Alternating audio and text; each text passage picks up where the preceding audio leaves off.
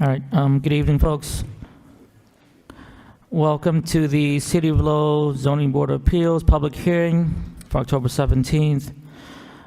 Just a few reminders. If you plan on speaking tonight, please come to the lectern, say your name and address for the record. And also just a reminder, if you have an electronic or cell phone device, to please put on silent and turn it off so it doesn't disrupt the meeting. We appreciate it. And just a reminder, folks, please no yelling or anything. Just if you have a comment, we'll let you speak when the public hearing session is open. You can come to the lectern and speak. But aside from that, please don't yell in between the meetings. It'd be appreciated. All right, under continued business, we have ZBA-2024-36. The petition is a special permit. Applicant is Benedetto Alcatana, property located at 1695 Middlesex Street, Unit 9, 10, and 11. The applicant has applied to Lowell Zoning Board of Appeals to install an internally illuminated sign at 1695 Middlesex Street. The property is located in the Regional Retail RR zoning district and requires special permit under section 6.3 and for any other relief required in the Lowell zoning ordinance. Do we have anyone here for 1695 Middlesex Street?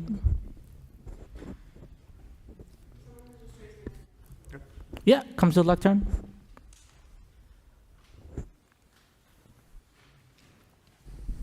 Good evening, sir. You want to say your name and address? My name is Nathan Freer, and I'm here with my boss, Benedetto Alcantara. We're applying for the permit because we're opening a new business here in Lowell. As much as we want to expand and bring something new to the city, having the illuminated sign could bring more customers in, and people would be able to see us because we want to be able to succeed, so we can also be able to employ more people and bring this to the town. Okay, thank you, sir. Is that all the comments you had? Yes, I'm not sure if you guys have any questions regarding any specifics about the sign and how it looks like, or the kind of material that we're going to be using. Yeah, this is it. Okay, thank you. All right, we're going to open the hearing to the public. Anyone wishing to speak in opposition to this petition? In opposition, in opposition. All right, seeing none, that portion of public hearing is closed. Anyone wishing to speak in favor of this petition? In favor, in favor. All right, seeing none, the public hearing is closed, so we're going to open questions and comments to the board. The chair recognizes Mr. Hovey. Mr. Hovey, the floor is yours, sir. Thank you. We've been waiting for this to come up. I'm glad you're here. I think this is pretty straightforward. You're in the corner, is that right? You're in the corner of Middlesex Street there? Yeah, so I don't have any questions. I wish you the best of luck. I'm going to support this. Thank you, Mr. Hovey. The chair recognizes Mr. Briere. Mr. Briere, the floor is yours, sir. No, I'm all in favor. More hamburgers for Lowell. Count me in. Yeah. Thank you, Mr. Briere. The chair recognizes Mr. Prokop. Mr. Prokop, the floor is yours, sir. Thank you, Mr. Chairman. The only question I have for the applicant is the hours of illumination for the sign. Can you advise? Yeah, if you just come back to the lectern, sir, that'd be appreciated. Thank you.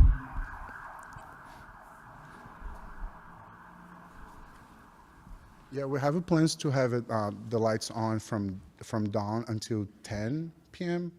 That's when we're going to be operating, and then once we're closed, we're going to turn off the lights. Okay. Thank you. I don't have any further questions, Mr. Chairman. I think this is fairly straightforward. Thank you, Mr. Prokop. The chair recognizes the vice chairman, Ms. Callahan. The floor is yours, sir. Thank you, through Mr. Chairman. It does seem straightforward, but you said 10 p.m., sir, but what are the actual hours of operation that are going to be? We have a standard thing. We like to be uniform. We just don't, depending on what the hours of operation of the business are going to be. So yeah, under our lease, what we have talked to the landlord is we're going to operate from 10 to 10. Okay. So this is the hours we're going to be operating from Monday to Monday. Yep. Okay.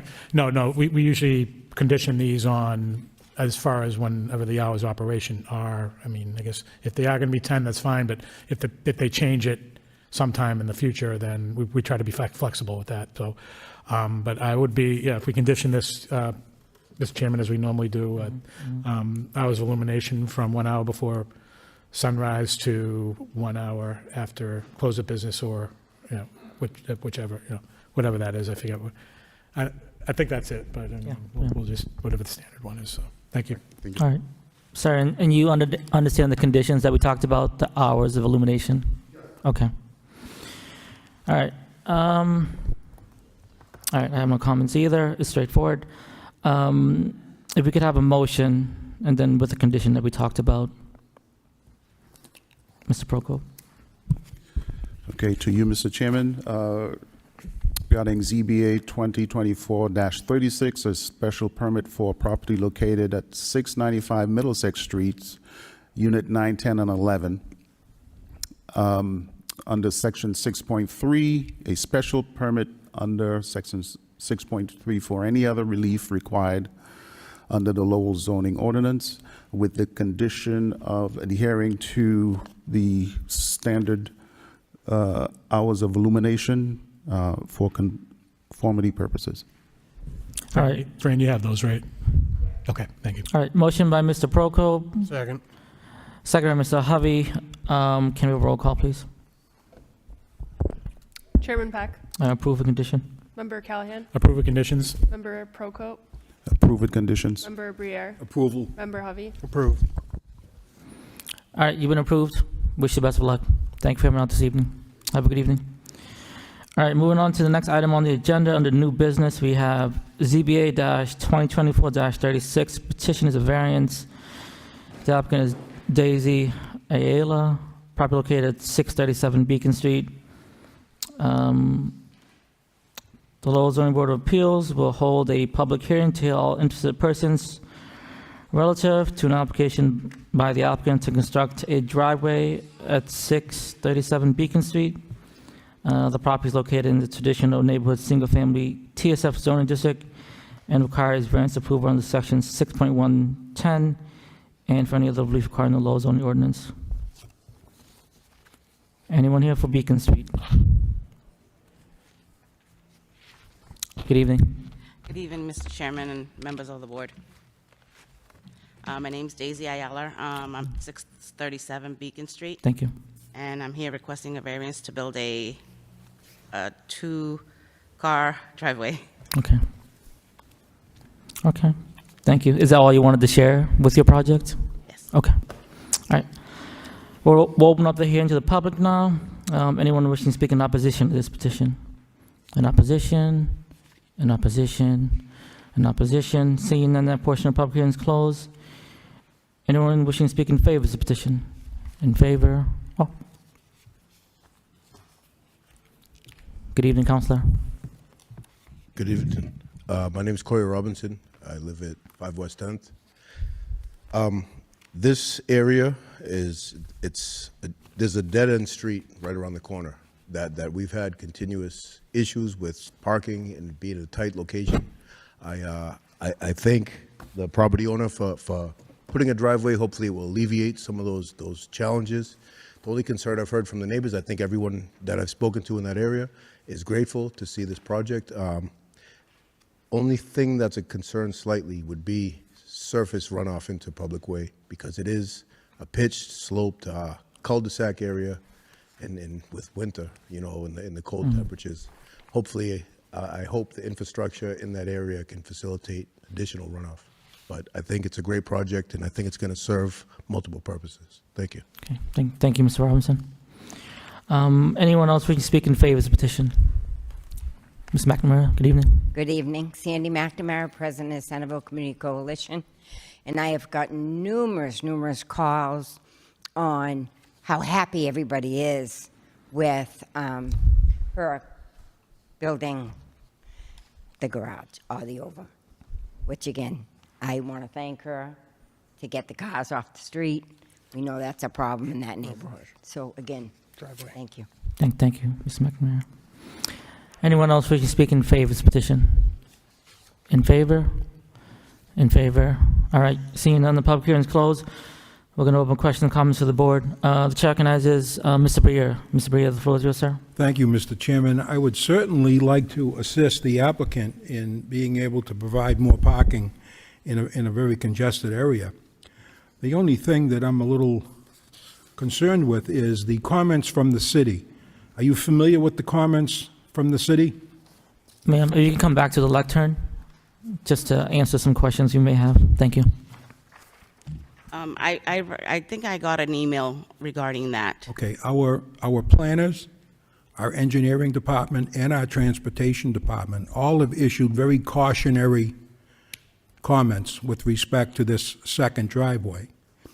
And in fact, they actually recommend that we do not issue this variance.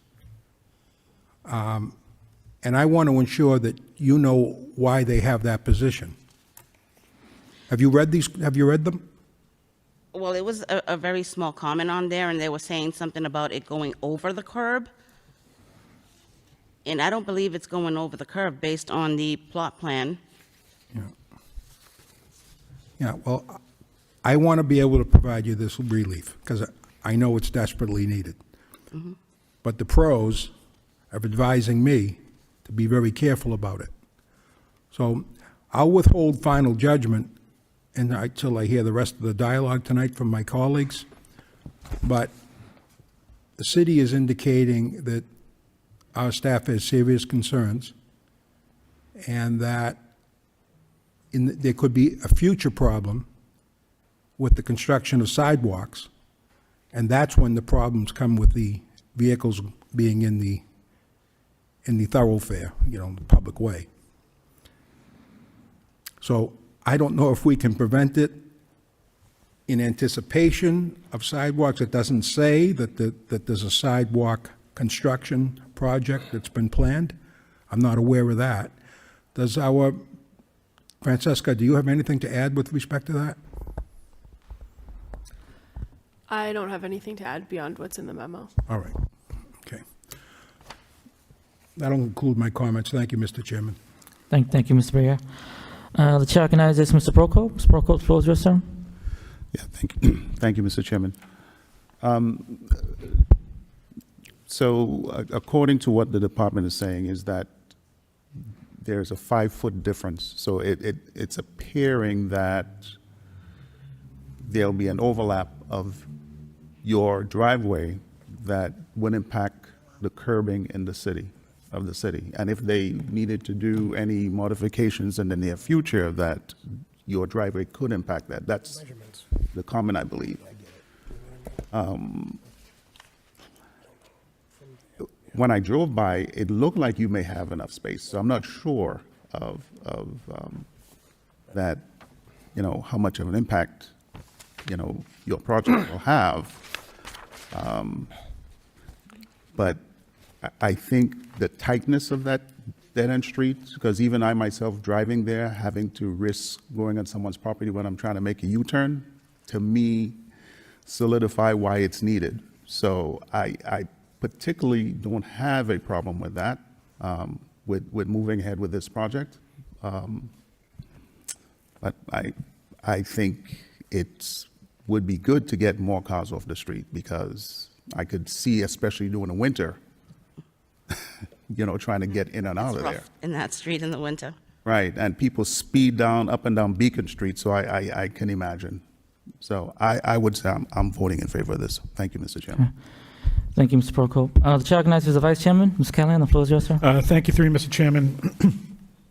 I mean, I kind of agree with my fellow board members, Mr. Briere, that I'd like to give you get more cars parking off the street, and you have members of the community who are here in favor. But with the plans that we have in front of us, I don't think they're complete at this point to make that determination. All it is just the plans just basically have a 20 by 20 blocked out, part of which it appears extends beyond your property into the right-of-way, the city's right-of-way that they're referencing. It doesn't lay out how the parking is going to be situated. It doesn't lay out what the curb cut is. We need to know what the curb cut, because if you exceed the curb cut, we have to have a variance on the curb cut. I believe curb cut ran 15 feet in TSF, if I'm not mistaken. Correct. Yeah, so I just don't think the plans are complete at this point. I would like to see additional information. Would like to see this. I also like to see. It's hard to tell what how it all situates from your existing house. I know it looks like you're got about an 8.85 foot buffer there, but I can't figure out what the distance is between your existing dwelling and the lot line, not including, if the parking can be fit in, not including the right-of-way. I don't, probably not, but I really would like to see if you can at least go back to the drawing board and come back and give us better plans, including the curb cut. I'd like to see if we can fit within the, it's all going to come around to the situation, how you're situating your parking. I mean, are you going to stack it? Are you just going to are you plan on doing two spots? Yes, Like so back, I would side to like side? to do a side-by-side. Yep. And based on my measurements on my plot there, I have like 8 points, whatever that is, between the house and where the driveway is going to start. And from where it starts to the end of the curb, that would be the 20 feet. Yeah, but that's including the right-of-way, the city's right-of-way, which is you're including that in your plot plan. So I would suggest possibly, continuing this, try to get some revised plans. At the very least, we need to see how the parking's going to be situated, and we got to see what the curb cut's going to look like, and whether it fits in with zoning. Because at this point, I just don't think I have enough information to vote on this right now. But that would be my suggestion, and I guess talk to DPD and see if there's something to be worked out, and try to situate some sort of parking on there. I understand you want 2 cars, but it may be you might really only have room for 1. I don't know. But we definitely need new plans, at least to show the curb cut and the layout of the parking. That would be my suggestion. If the petitioner's in agreement with that, but I would suggest that's what I would suggest. So, thank you. Thank you, Mr. Vice Chairman. Mr. Prokop, did you have a comment, sir? Yeah, actually, I do. I didn't ask. So you have a driveway that's on Beacon? Yes, there's Correct. one, Yeah, and how many cars fit in there? just 2, and one behind the other. Okay. And is your intention to create the second driveway the same way, one behind the other, No, side by side. side by side? Yes. Okay. Because I only have 28, I believe 28 feet. Okay. I really can't do one behind the other. I'd have to do side by side. I mean, there's enough space to do side by side. So you understand what Member Callahan was saying. So you're saying the 20 feet includes the city-owned parking in front? I mean, the right-of-way, I'm sorry. Is that right? I believe so. I'm not quite sure exactly what you mean by right-of-way. On that side of my house is all grass, and there's just a curb, the curb there. So if the city wanted to put a sidewalk, basically, Okay. you would be taking some of their spacing for them to create a sidewalk. And that's what I'm trying to figure out. If your 20 feet is included, the grass area, which is city-owned property. You know what I mean? So, Yeah, the 20 feet is going to go right through the grass, right until the curb. okay. All right. All right, go ahead, Mr. J. Thank you. Thank you, Mr. Prokop. The chair recognizes Mr. Hovey. Mr. Hovey, the floor is yours, sir. Thank you. I can echo my fellow board members here. I'm all for taking parking off the street, especially in this area. The problem isn't necessarily with what you're trying to do. It's with this plot plan. I don't know if it's incomplete or,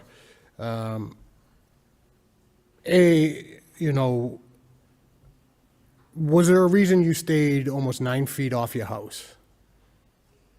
Just so the person that's going to construct the driveway said that I should stay away from the house, so just for the drainage, so that water doesn't get into the basement. So, and this is where the problem with the plot plan falls in, is we don't know how much of this proposed plan is on city property, right? So if we, let's say, 5 feet or 4 feet was city property, if we moved, you have to be 3 feet off your house. If we move this driveway closer to your house, then you alleviate that problem. So it's not what you're trying to do, per se, it's, the execution is off on this, right? This plot plan doesn't tell me how much of that 20 feet is beyond your property line, right? So if it was only 3 feet, well, that's an easy fix. If it's 10 feet, well, now we have a problem because you're gonna encroach on city property. So I can't support this as is. I would support getting cars off the street, 100%. The problem is what's in front of us as a plot plan. It's not detailed enough. It doesn't have the measurements fully here. It doesn't say where your property line ends in the city, how much is on there. I think that's the big issue, and I think that's why DPD came back with what they came back with. And it's fair because, if they're gonna ADA, if they're gonna put in sidewalks, well, now you can't park on the sidewalk, and we can't approve it and then say, well, now you can't have a driveway there anymore. So that's where the issue's gonna come into play here. So I can't support this as is. I would certainly support something that we could work with. And the curb cut is another issue it's not spelled out here. I'm gonna guess it's 20 feet in addition to the other 20 feet they have. But I think a more detailed plot plan with the exact measurements would go a long way. We've had issues with approving things without exact measurements, and they come back and bite us. So this I can't support. I do want you to be able to get parking off the street. And I understand why you want to do it. I just think a more detailed plot plan would go a long way in this. If I may, Mr. Chairman? Yeah, Ms. Sigliano? Yes, ma'am. Thank you. Just for the applicant's sake and to, I guess, summarize what we've talked about so far, and to be clear, currently, as proposed, it looks like almost half of the proposed driveway would be constructed on city right-of-way, which means that looks like about 7 to 8 feet would be constructed on the right-of-way, and 12 to 13 feet would be constructed on private property. And engineering pointed out to us that if the city were to expand the street and construct a sidewalk there, the applicant, the property owner, would only be left with about 12 feet, which is not a dimensionally compliant parking space. We require at least 18 feet, so part of the car would be overhanging onto the sidewalk, and that would just be not good for any party, and we don't want to be short-sighted here. To your point, Member Hovey, it looks like the space that the driveway, the space between the proposed driveway and the house, the surveyor included a pretty generous setback of almost 9 feet. So if the surveyor revised the plan, reduce that down to 3 feet, then the applicant would gain almost 6 feet in depth, plus 12 to 13 feet would bring them to about 18 feet, which would not give them a 3-foot setback off of the property line along the street. But if the surveyor, they may be able to fit an 18-foot parking space without the 3-foot setback, which would mean that in the event that the city eventually paves and constructs a parking space, that there can be a parking space there. It would be tight, but there would be a dimensionally compliant parking space. And we could still construct a sidewalk. So, Thank you for that, Ms. Sigliano. yeah, I wanted to just clarify that. Thank you. And if the applicant is amenable to that, I'm happy to memorialize that into an email and work with them to articulate that for their surveyor to revise the plan, if that makes sense. Yes, thank you, Ms. Sigliano, thank you. Mr. Brier, did you have a comment, sir? Yeah, I would just advise the applicant, don't get discouraged by this. Yeah. What you've just heard is exactly how this process should work. Yes. You know, you get together some compromise, and that little extra effort that you'll have to put in now, I'm kind of confident now it'll work out to your benefit. Yes, I'm glad she explained it, because I was a bit confused as to, I don't think that the intention was to leave 8 feet between the house and the beginning of the driveway. That wasn't the intention. Of course. Yeah. We only wanted maybe like a foot or two, maybe perhaps 3, but not 8. Thank you, Mr. Brier. Mr. Prokop, did you have any other comments, sir? Or? Well, I was just concerned, well, not concerned, but my question, she had mentioned, Ms. Ayala mentioned earlier that your developer didn't want to build a driveway too close to the house because of water and drainage? Correct, but I don't think that the intention was to keep it 8 feet away from the house. Okay. Okay. I mean, I don't know where the person that created the plot plan got the 8 feet from, because that's not something that I mentioned. I knew that we were going to leave a foot or two. The intention was not to leave the 8. Okay, that sounds more appropriate. Okay, thank you, Mr. Prokop. I just wanted to add. Yeah. That I should have between the house and the beginning of the driveway. Yep. Ma'am, I just want to add that I agree that my colleagues and we do want to help support this. We just got to do it the right way, and in terms, it'll benefit you, but the city as a whole, and in the long run, it'll benefit everybody, really. So I think the best course of action is to continue the matter. You talk to your surveyor, have the surveyor, contact DPD, work out all the details of parking, the curb cut, just a full kind of full picture of the parking and the relief needed. And if you can work with DPD, the surveyor, I think we can come to some understanding here. So I think the best route is to continue the matter. Van, hold on. Oh, Mr. Javier, yeah, go ahead, sir. So the minimum is 3 feet. Anything less, you'd have to ask for a variance. Okay. Okay. So we'll continue the matter. Okay. And you just go back, work with your surveyor, work with DPD, and I think we can find a solution that benefits everybody. Okay. Great. Thank you so much. Mr. Chairman? Yeah, Mr. Vice Chairman. Just to give you a little bit more information, as far as the layout for the parking, and Fran, correct me if I'm wrong, so it's 8 feet wide by 18 feet in length, right? Yes. So you got 20 by 20. You got some leeway to work with as far as the width of the driveway is concerned as well.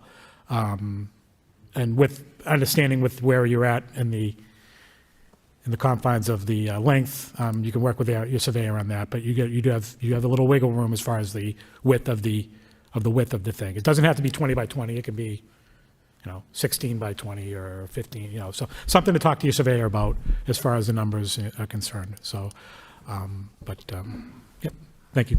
Thank you for that, Mr. Vice Chairman. All right, so we'll continue the matter. What do folks think about Ms. Sigliano? What's our next available open agenda item? I'm not sure if it's the next one or maybe 2 meetings out. And it'll give you some time too, ma'am, to work with Sure. the surveyor. Okay. Let me see.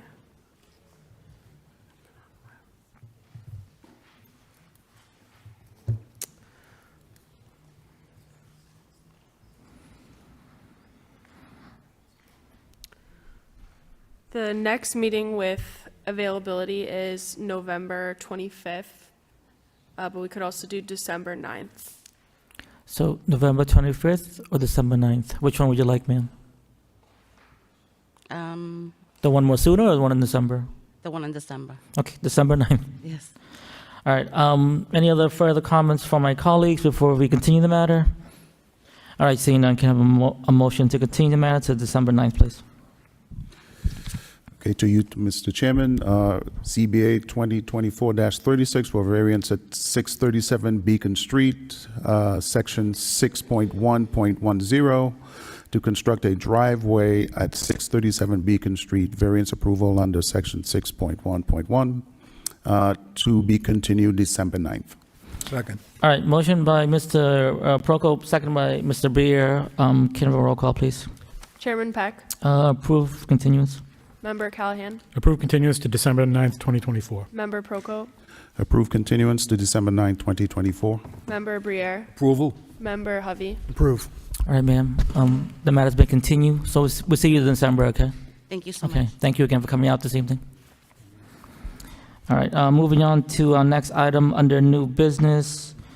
We have ZBA-2024-39. The petition is a variance. Applicant is Sam Bowles, property located at 5 Hampshire Street. The petition, Banks Building Consultant LLC, on behalf of Sam Bowles, has applied to Lowell Zoning Board of Appeals, seeking to convert the attic of an existing two-family into a third unit at 5 Hampshire Street. The subject property is located in the traditional multifamily TMF zoning district. The proposal requires variance approval from the Zoning Board of Appeals per section 5.1 for minimum lot area per dwelling unit and minimum usable open space per dwelling unit under section 6.1 for minimum required parking and any other relief required in the Lowell zoning ordinance. We did get communication that they are requesting a withdrawal of the application on prejudice. Did my colleagues have any comments before? Is the applicant present, or Fran, anybody online, or no? Just want to make sure that they're not here for the withdrawal. What was that? Is the applicant present for the, or I did they- don't believe so. Okay. We can take what, that was just to check and see if they're here. Yeah. Great, thank you, Mr. Vice Chairman. All right, any comments by my colleagues on this matter? All right, can we just have a motion to withdraw the petition on prejudice, please? To you, Mr. Chairman, regarding ZBA 2024-39, property located at 5 Hampshire Street, to accept withdrawal without prejudice. All right, motion by Mr. Prokop, second by the Vice Chairman, Mr. Callahan. Can I have a roll call, please? Chairman Peck, Approve withdrawal without prejudice. Member Callahan, Approve withdrawal without prejudice. Member Proko, Approve withdrawal without prejudice. Member Briere, Member Hovey. Approve. All right. Next item on the agenda, we have ZBA-2024-42. Petition is a variance. The applicant is Suchita Hang, property located at 119 Foster Street. The applicant has applied to Lowell Zoning Board of Appeals to construct an addition at 119 Foster Street.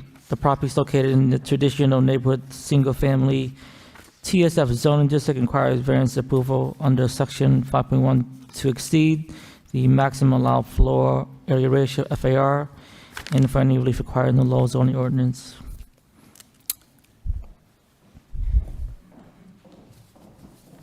Good evening. Good evening, Chair and Board of Zoning Board members.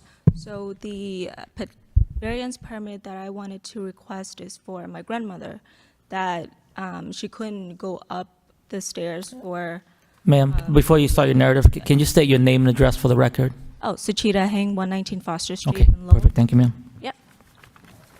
Continue, I'm sorry.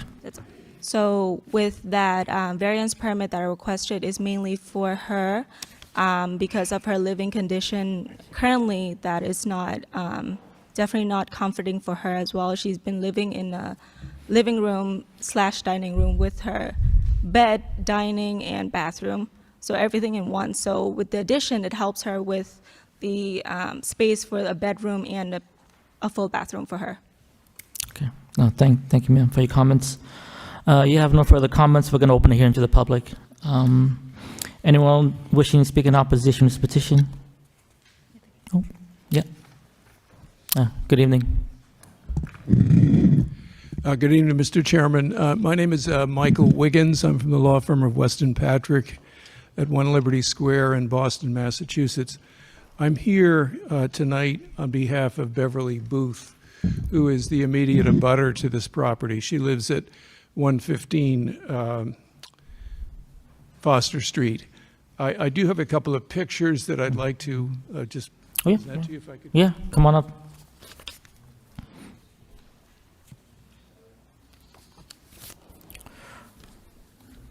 Thank you. Okay. Thank you. Yeah, we got this. Got the email, didn't we?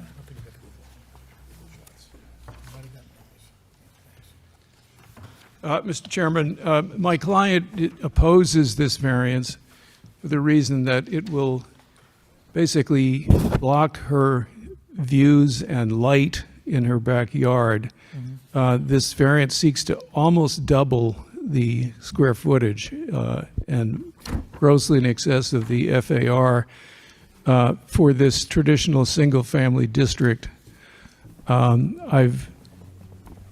As I read the plans, this addition would project 22 feet to the rear and another 10 feet with a deck and another 3.3 feet, 3 feet 3 inches with the stairs off of the back of the deck. So basically, when you look at the property from my client's backyard and there's a picture, you're looking at the whole back, most of the backyard being filled up. There is, at the rear of 119, an existing garage. So what we're being presented with is basically almost wall-to-wall building area. So there's no question that that would have an impact not only on my client, but other neighbors in this traditional single-family district, in which, as you can see from the Google shot, if you look at the Google shot, that's an aerial view, and 119 is in red on that. These lots in close proximity all enjoy backyards, and it would be really I would think going against the purpose of the zoning for that area to allow this, and I would also submit that there's going to be a domino effect if it were to be allowed, that other people would say, why not us too?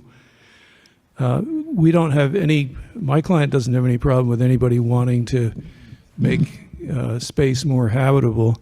She herself is 83 years old, has trouble going up the stairs.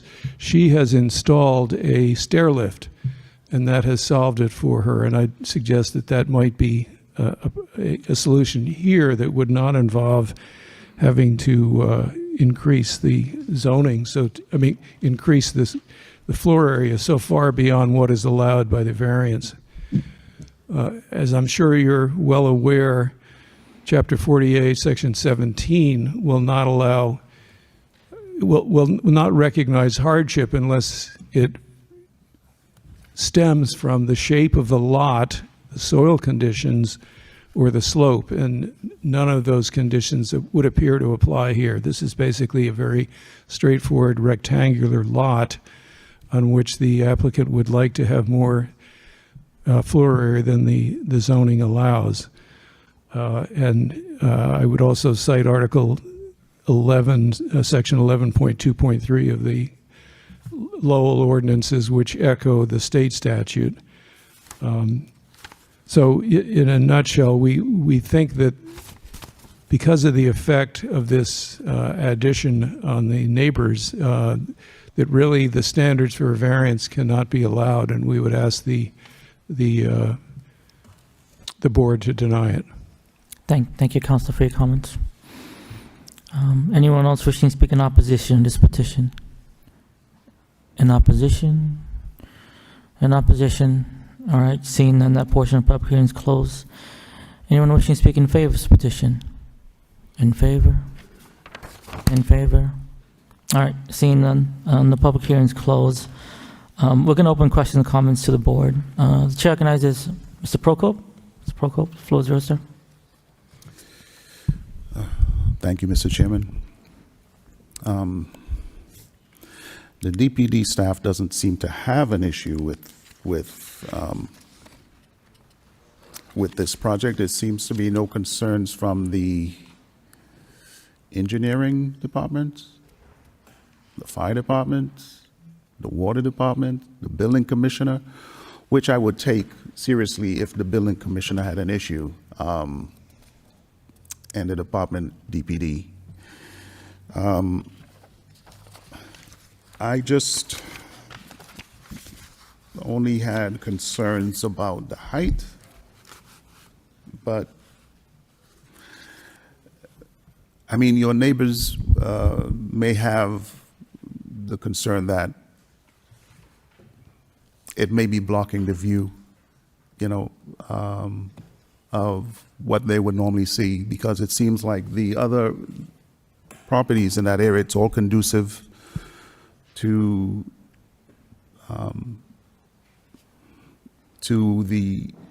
they all conform to the same type of development. So I'm not sure if your development would be considered a little excessive, but I'm not sure if there is much more you can ask for if the respective departments doesn't have an issue with your project.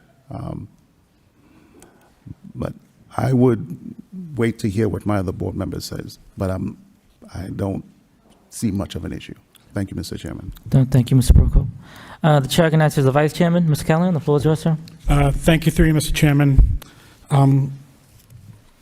I do have a couple questions because I'm looking over the documents and I'm a little.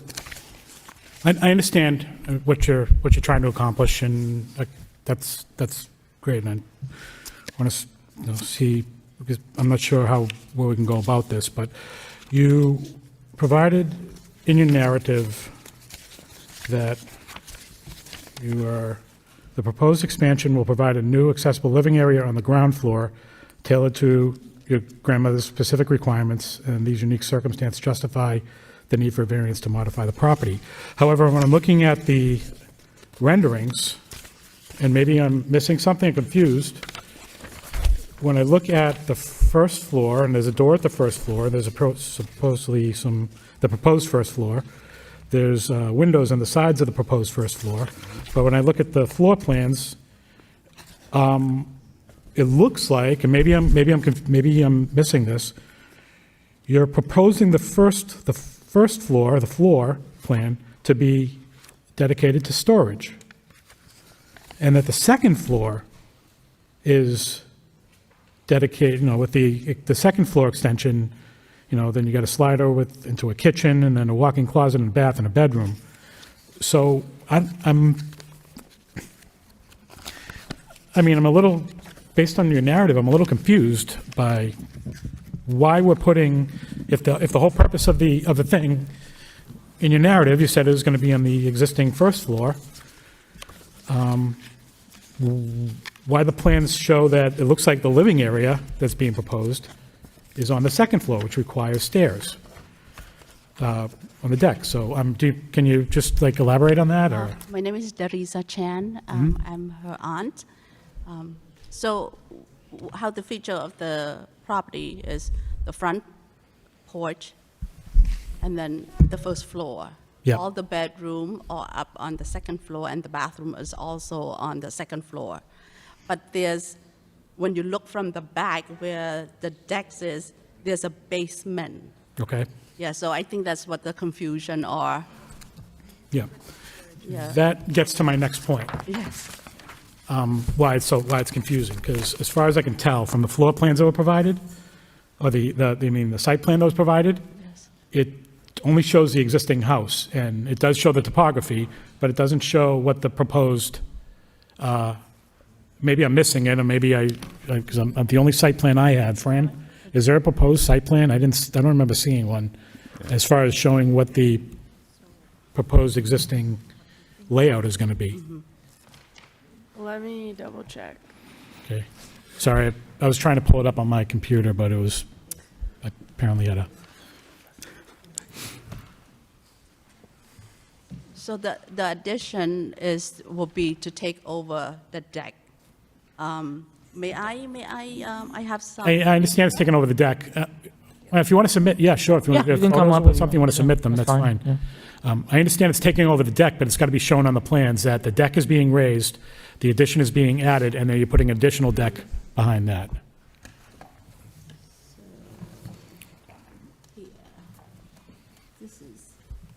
there's an existing deck, right? Mm-hmm. And then there's a little curve.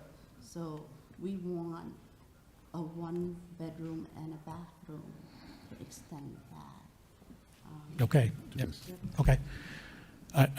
Understandable. And then the view, if you talk about the soil, the view, and from the deck to the other property, so there's other property, they have lean to the back too. So it's not only what we request for the addition, Yeah. for the accommodation, we really get to ask for reasonable accommodation for our aunt. Okay.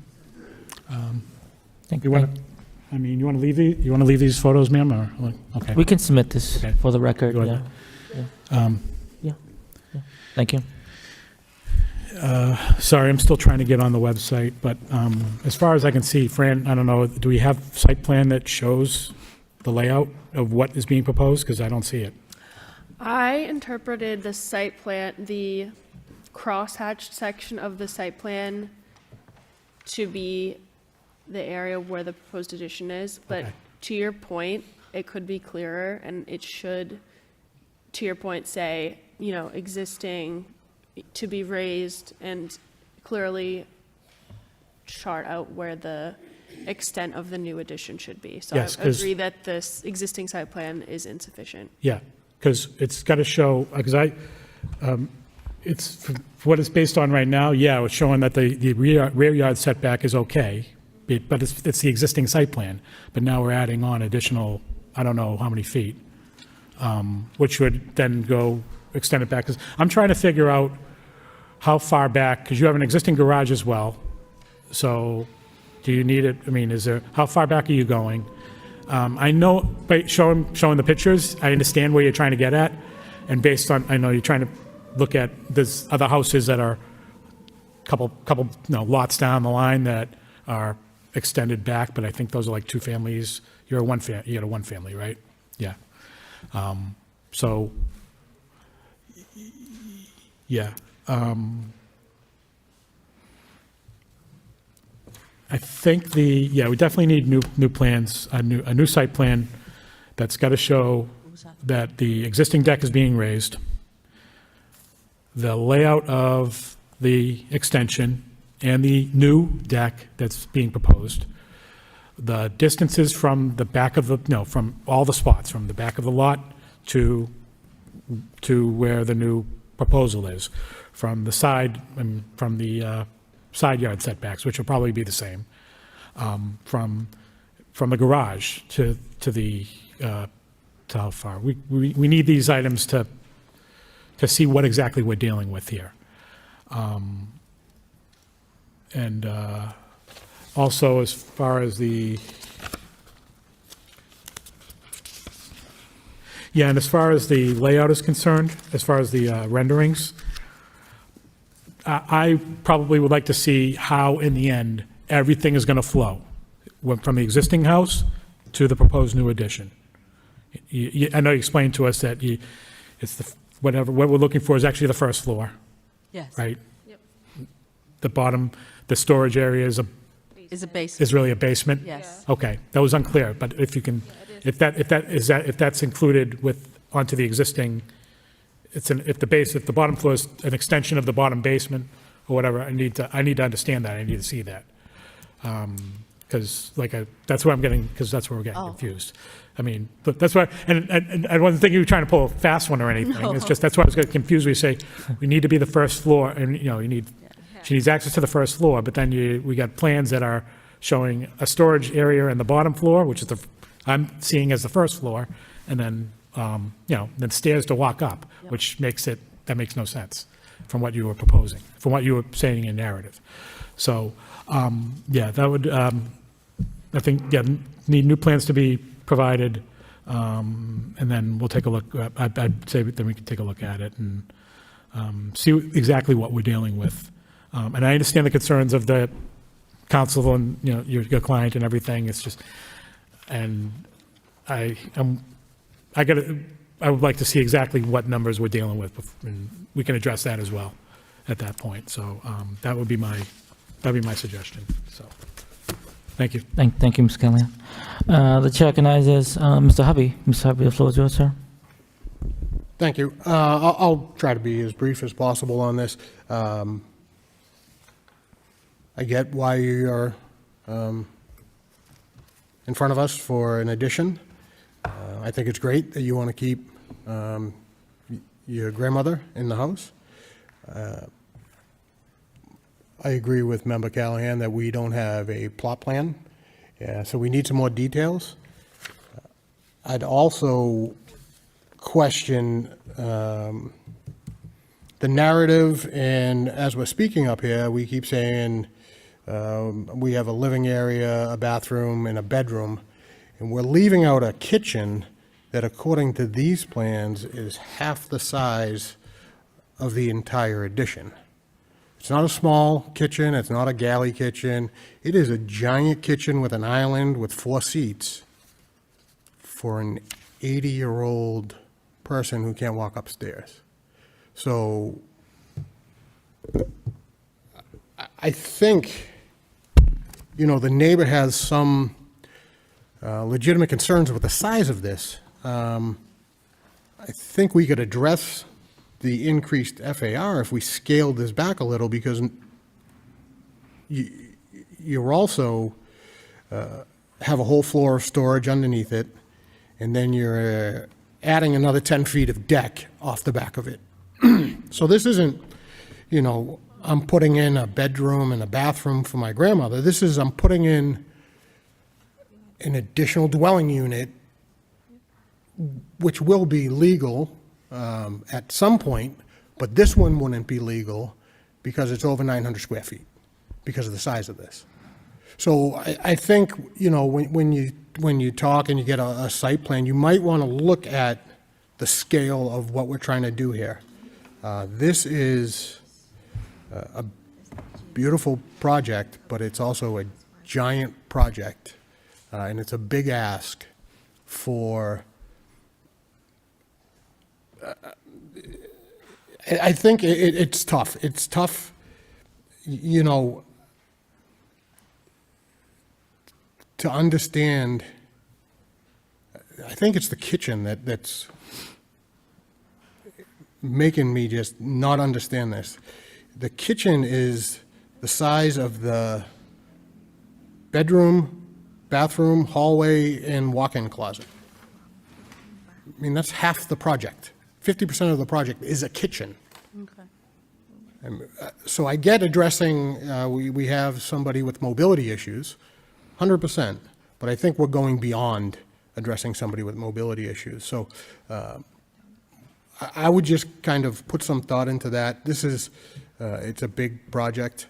I think, you know, work with the neighborhood, but without that plot plan to quite understand what we're looking at, I can't support this as it is. Okay. Thank you, Mr. Hovey. The chair recognizes Mr. Breer. Mr. Breer, the floor is yours, sir. Thank you, Mr. Chairman. Deserve a lot of credit for trying to assist a family member in aging in place. Yes. It's becoming a growing problem, and I hope one day someone may come to my rescue, should I need it. Thank you. I'm not so sure that's going to happen. But with all respect, the narrative you've provided and the plan that you've provided, they don't jive. With respect to size and scale, the project is far too large. Perhaps, some compromise could be had with your neighbor, and something more modest could be constructed. In my view, as I see this project, it derogates from the neighborhood character. This would be something brand new in a string of homes that doesn't already exist. Not a reason for denial, not necessarily a reason for automatic denial. But all these homes and the character of this neighborhood all these people have some rights too. Definitely. And while I applaud your efforts, in its present form, I can't approve it. We will try to modify it. Because we're here today to ask you for a reasonable accommodation for her bedroom and the bathroom to be on the same floor. Because, like you said, she's aging in place. Right. And when my cousin bought the property a few years ago, didn't factor her mom will be here. She sponsored her mom here last year. So when she arrived, that was the issue that arrived, that she can't go upstairs for bathing and toileting. So we literally do sponge baths for her. And so thank you for your recommendation, and we will try to modify Thank you, Mr. your Chairman. approval. Thank you, Mr. Brier. Ma'am, I think you heard the comments of the board. I think something can come to an understanding to benefit you and the neighborhood and the community as a whole. I think go back and work with your developer. Again, I would also recommend scaling back and scaling down the project of the addition. I would also recommend, I think you only have really one neighbor that's not in agreement with your project. I think, if I think it'd be very cordial of you to talk to the neighbor. If maybe it was something scaled down, she might even support it. So, but I think right now we'll continue the matter, come up with more detailed plot plan layout, the current conditions, what you're proposing to do, and maybe work with your surveyor or your developer and team, and just if you scale down, I think it'll be beneficial to you, to the community, and maybe if you talk to your neighbors, I think it also help your project overall. Thank you, Mr. Chair. Yeah. So, Ms. Sigliana, December 9th sounds like it's taken, so November 25th is still open? Both dates are open. Okay. So we can continue the matter to November 25th or December 9th. I don't know how much time you need. Can we do it for November? No, we can't, right? We have to contact the, Yeah. We can extend it more if you need more time, obviously. yeah. So we can schedule the November 20th. No, but then we don't have enough time to But talk we to don't them. have, yeah, probably December would be best December 9th? Okay. for this. Yeah. Okay. Okay. All right. Any other further comments by my colleagues before we continue the matter? Ms. Callan? did So, you have- ma'am, once you talk to the surveyor and get your updated plans, I would probably suggest you share them with council. Council, you mind giving her your card or information so they can, and maybe discuss it with, like you said, discuss it with him and your other neighbors as well, to see, maybe some happy medium can be reached. So, thank you. Great. Thank you, Ms. Callahan. Mr. Prokop, yes, sir. Yeah. I just want to say, I see what you're saying, what you're trying to do, but as the members said, if you reconcile the site plan, the plot plan with what you're intending to do, I think maybe your neighbor may find that it's not as excessive as you think. Sure. Thank you, Mr. Prokop. Any other comments by my colleagues? Seeing none, can I have a motion to continue matter to December 9th? Thank you for To your you, time. to you, Mr. Chairman, regarding ZBA 2024-42 for variance for property located at 119 Foster Street under Section 5.1, variance of approval under Section 5.1 to exceed maximum allowed floor area ratio under the Lowell zoning ordinance, to be continued December 9th, 2024. All right, motion by Mr. Prokop to continue the matter. Second? Second on Mr. Hovey. Can we have a roll call, please? Chairman Peck, Approved continuance. Member Callahan, Approved continues to December 9th, 2024. Member Prokop, Approved continuance to December 9th, 2024. Member Briere, Approval. Member Hovey. Approve. All right, the matter's been continued. We'll see you in December. And just for public information, this is the notice to the public. There'll be no other public notice regarding this petition. All right, moving on to the next item in the agenda, we have ZBA-2024-44. Petition is a variance. The applicant is Reno Properties LLC, property located at 192 First Street. The applicant has applied to zoning board of appeals, seeking to split the existing lot into 2 lots and construct a 2-family residential structure on each lot at 192 First Street. The subject property is located in the traditional 2-family TTF zoning district. The proposal requires variance approval from the zoning board of appeals per section 5.1 for relief from the minimum front yard setback and minimum garage front yard setback requirements, per section 6.1 for relief from the maximum curb cut requirements, and any other requirement of the laws or ordinance. Good evening, Councilor. Good evening. Attorney George Theodoro, 491 Dutton Street, representing the applicant. We are here for what we would describe to you as minimum variances. We have a 37,000 square foot lot. We propose to subdivide that lot by an A&R plan, and one lot will be approximately 10,750 feet, and the other adjacent lot will be 21,750 feet. Both the lots comply with the zoning for a traditional 2-family zoning district, so there's no need for any variances for density. There's no need for any variances for frontage or lot area per dwelling unit. As a matter of right, the applicant could construct a 2-family on this 30,000 square foot property. However, what we have here is a situation where a request for a variance, and if you strictly construe the statute, it complies. If we look at the topography, the soil conditions, or the shape of the lot, we are essentially building into a hill. And if you look at the site plan, when Matt Hammer goes over the site plan for you, you're going to see that the elevations from the rear of the lot are approximately 180 feet to the front of the lot where First Street is, comes down to 140 feet. That's a substantial slope.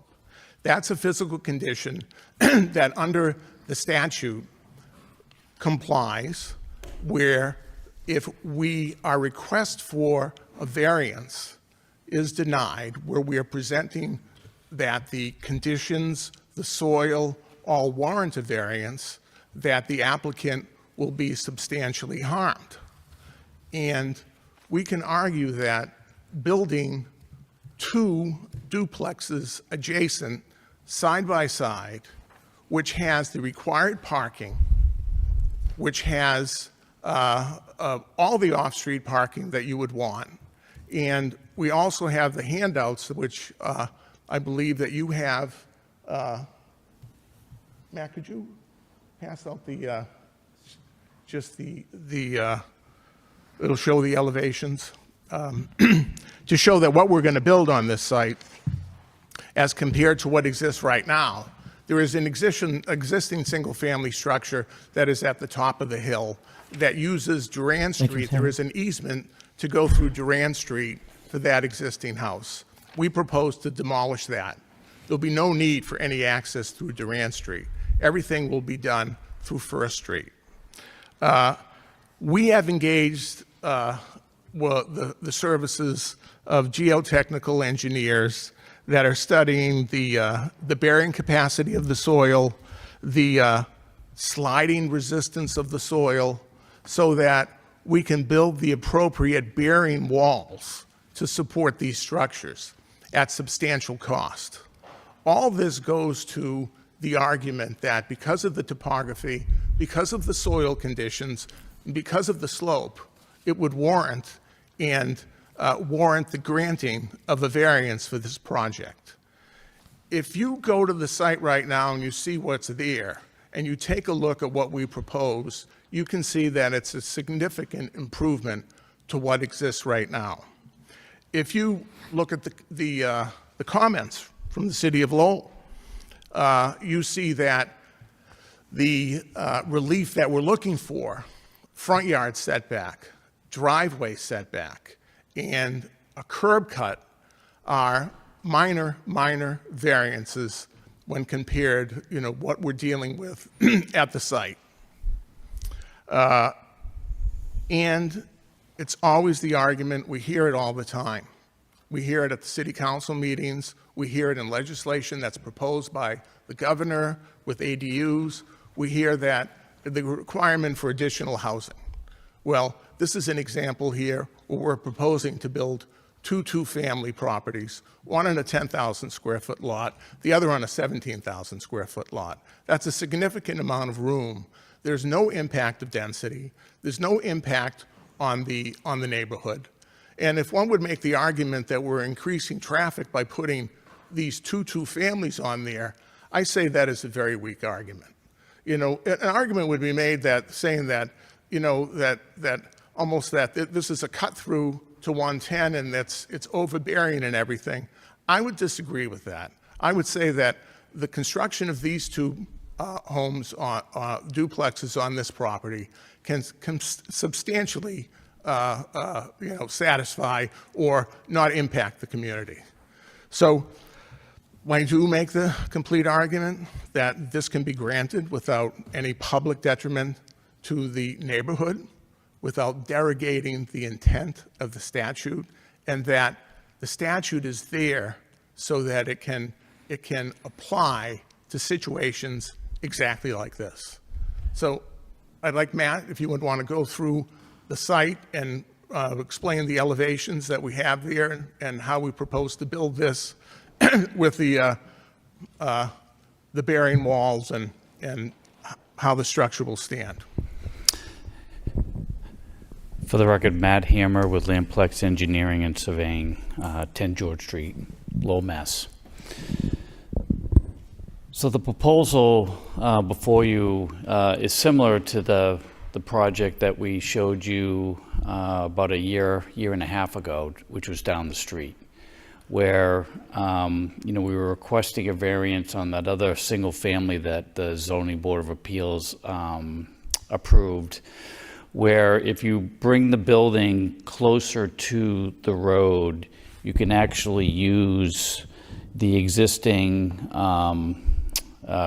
what we call a canal stone retaining wall that's there now, and just take that structure and then come in with new structure in order to come in straight off the road directly into the garages, instead of pushing the building back into the property and having to carve out more land just to satisfy the front setback requirement.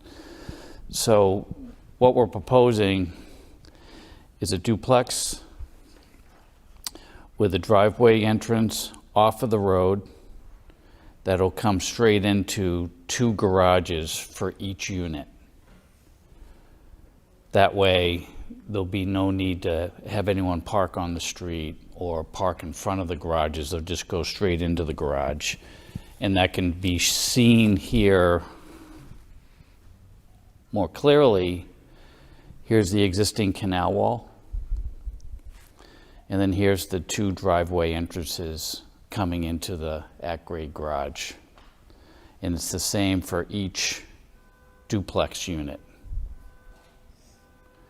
And what happens is that the foundation wall gets situated into the hillside, and that structurally retains the entire property around the foundation. So it actually makes the hillside more structurally sound by having more structure in it.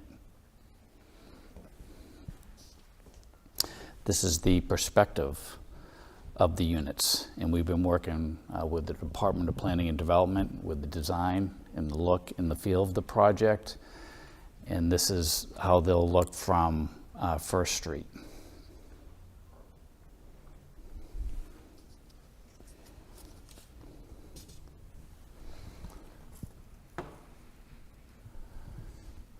On each side, there'll be a way for someone to get around the end to access the landscaping in the back.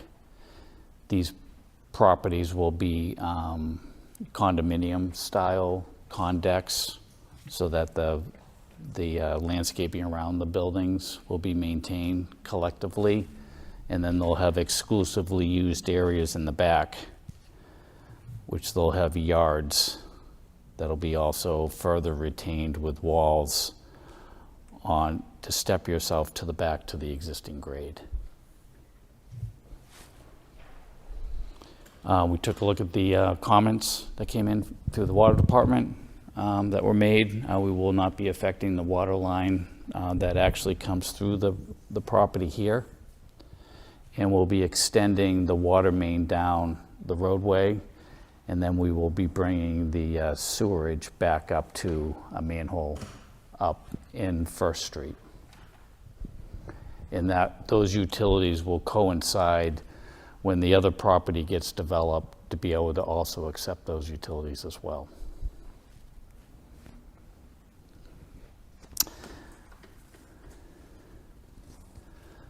This is another close-up. This is a close-up of the duplex itself.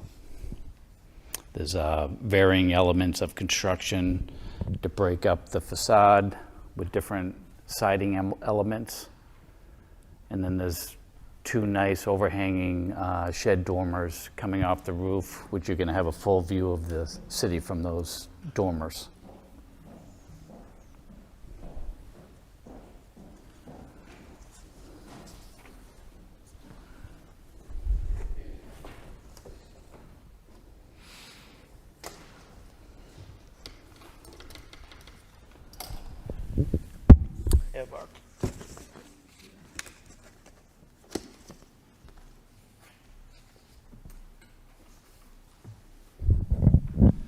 This is a profile showing the side of the each unit, here and here. This is the wall that's stepped in below grade in order to foundate the entire building. That's the front elevation.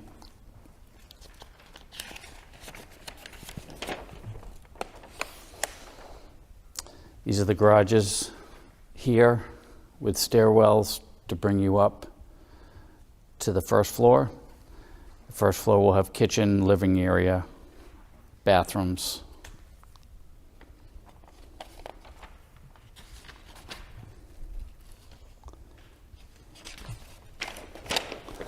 And the second floor will have master bathrooms and bedrooms.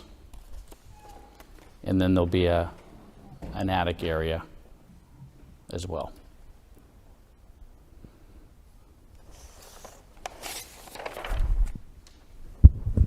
And I can put it back to Attorney Theodoro. As you can see, the project conforms to the site. It's designed very tasteful and aesthetically appealing design, and we ask for your approval on this. Thank you, Councilor Theodore. And Mr. Hammer, I know I always appreciate the detail, layout, and plan and narrative. So I know my colleagues appreciate it too. All right, we'll open up questions and comments to the public. Anyone wishing to speak in opposition of this petition?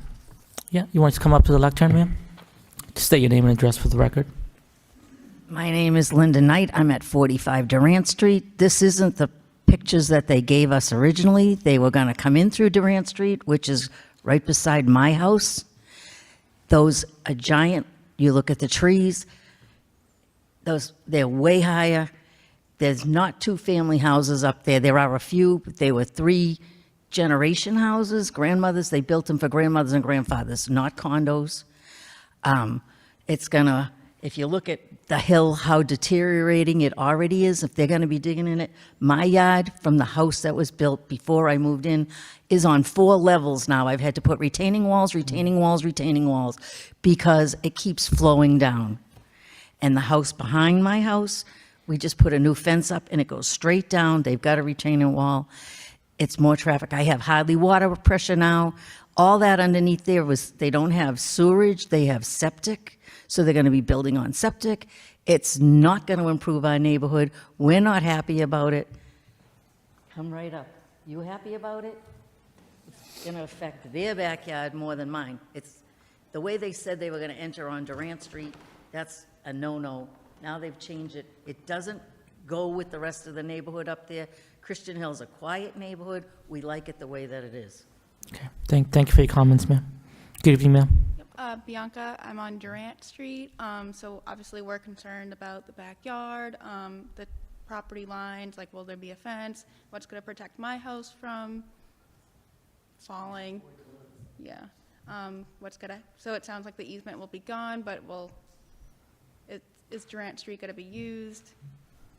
Will there be a fence that separates the yards? I don't know if the yard space behind my yard or that yard will be yard space there. I'm just not too sure about what's happening to the green space up in the top right, behind 61. Okay. Thank you, ma'am, for your comments. Anyone else wishing to speak in opposition to this petition? Good evening, ma'am. Hi, my name is Lisa Morales. I'm at 77 Durant Street. I remember the property that Matt Hammer presented a year and a half ago that you did approve, under the impression that it was a 2.5-story home. There was back and forth between some members as to how many stories that home actually was. And Matt Hammer said that it was stories combined. A few days later, there was actually one more statement, because some of you members did have concerns and had mentioned the planning board. And I believe that it was Matt Hammer who mentioned Director Fuller being on board with this. This last project that they had presented, which was a single-family home, but also a 4-story home at that time. So I went directly to Director Fuller with the plans. He sat with me in his office. He went over everything. He told me that that was absolutely a 4-story home, which was presented to you as a 2.5-story home. Okay? So after there was debate of going back and forth, and I believe that the question was asked as to whether the front-facing garage was a story or not, and Francesca had looked it up, there was still some sort of like, oh, I don't believe that it is, blah, blah, blah, blah. You know, now we're here today with another 3+ story home. So I did a little bit more homework so that I could present to you today as to what constitutes that garage as a story, directly from the City of Lowell Residential Development Guidelines for Traditional Neighborhoods. Under stories, how to calculate height and story requirements. When floor area with at least 5-foot headroom is less than 80% of the floor below, attic is a 1/2 story. When floor area with at least 5-foot headroom is greater than 80% of the floor below, or wall-roof intersection is greater than 3 feet, then the attic is a full story. It goes on, because the question that some of you were confused about whether, oh, it's below grade, is it really a story, is it not a story? So again, this is directly, if you would like to read it yourself, a cellar, basement, or parking will count as a story if A, more than half of the clear height is above the average elevation of the finished lot grade, or more than 5 feet of the front elevation is above the grade at the front of the structure. And I've highlighted the last sentence, front-facing garages will trigger a story requirement. So the minimal variances that are being presented here today are not minimal, first of all. In order to grant a variance,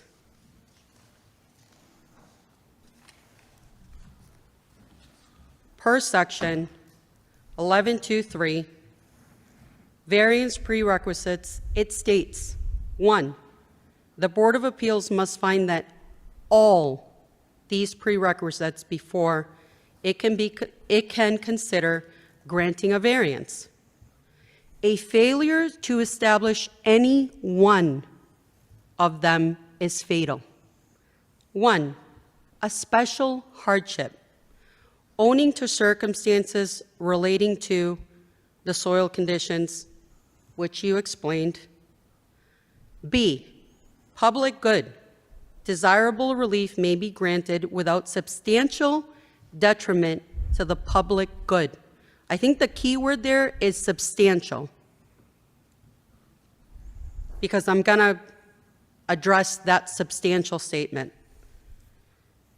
C, the intent of zoning satisfied without nullifying or substantially derogating from the intent of zoning.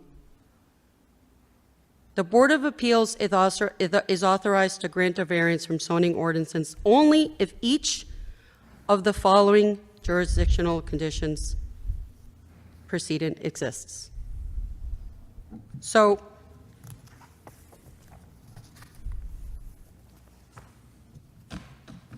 with that said, you're looking at a 3+ story home in front of you. That's what you're looking at. What zoning is this? Are you presenting this as a 2.5 story home? Ma'am, you can just. Okay. Yeah. So this is being presented again as a 2.5 story home. Okay. So there's a couple other things that I would like to address. I would like to address the subdivision request. Per the City of Lowell Developmental Guide, it states small projects that meet all zoning requirements can be brought directly to the Division of Development Services. I think that we can agree that this is no small project. Under other projects in the same guide, it states, other types of projects such as the following may require a number of review steps. Subdivisions of land or divisions of lots will require approval of the planning board. Projects over a certain threshold will require a site plan review hearing before the planning board. Projects that do not meet the zoning regulations may be able to apply for a variance before the Zoning Board of Appeals, which is what they're doing today. But there is a note to add to that. It says, please note that an applicant must receive a decision from the planning board before the hearing before the ZBA can be closed for projects requiring a ZBA variance and site plan review before the planning board. So I'm a little bit confused as to why this hasn't been presented to the planning board for subdivision, and I have an idea of why it hasn't, but this may be a loophole where builders simply will take advantage when asking for a subdivision and variance at the same time from the Zoning Board of Appeals and build whatever they like once the variance is granted, as the variance approval will state and any other variance required.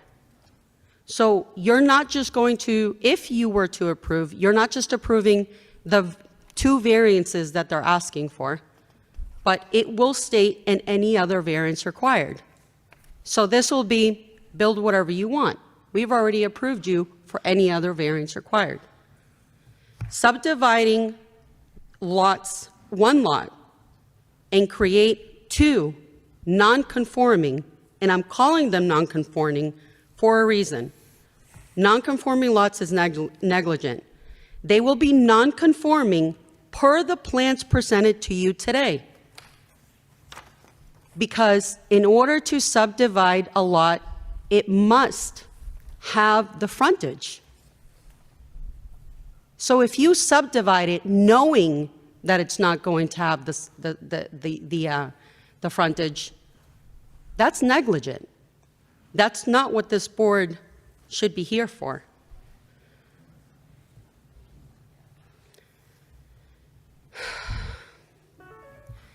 By the request to subdivide a conforming lot that currently has an existing home that meets the zoning regulations, the owner is now creating his own hardship where one did not currently exist. And if you, the board, approves the subdivision, which should have been presented to the planning board first, you are now also creating a hardship for the owner because you know he needs multiple variances in conjunction with the proposed subdivision. So again, the owner does not have a hardship. He can gut, remodel, and even add an addition to turn the existing home into a two-family residence.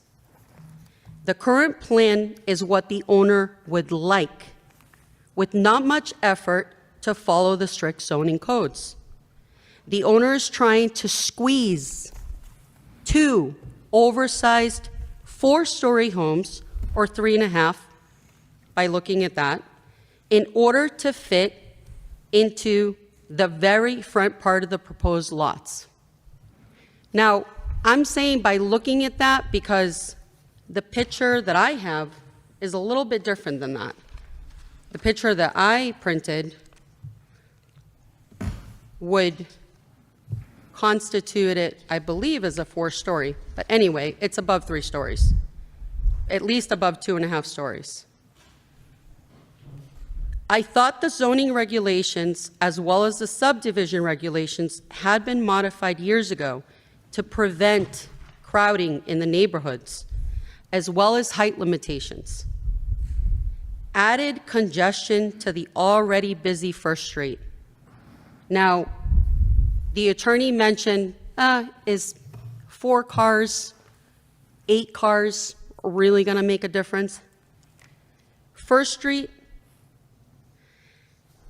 I know at least one of you live in the Centerville neighborhood in Christian Hill.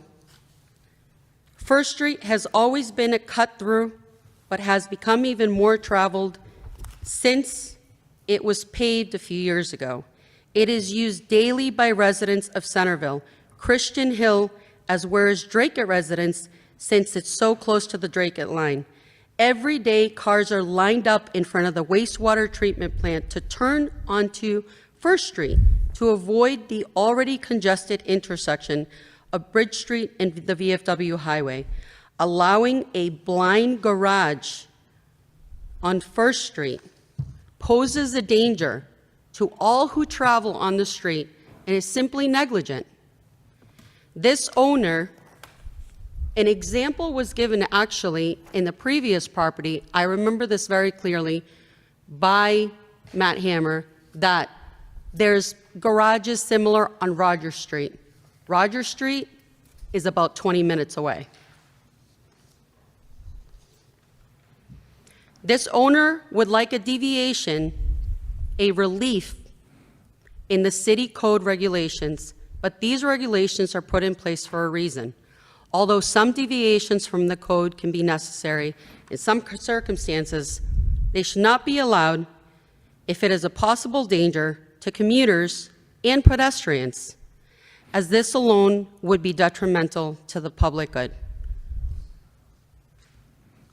I was just about to say that. So in the small project that was presented to you today that I was listening to, you mentioned, oh, well, if the city wants to build a wider street, put sidewalks, this could be a problem for you on a very small project. George, sorry, I don't want to mispronounce your last name. George, you live on that hill. You're well aware of how narrow First Street is. There are no sidewalks. There is no room for on-street parking on that. It's basically a cliff right after it's paved. Now, last time you approved this, the similar project,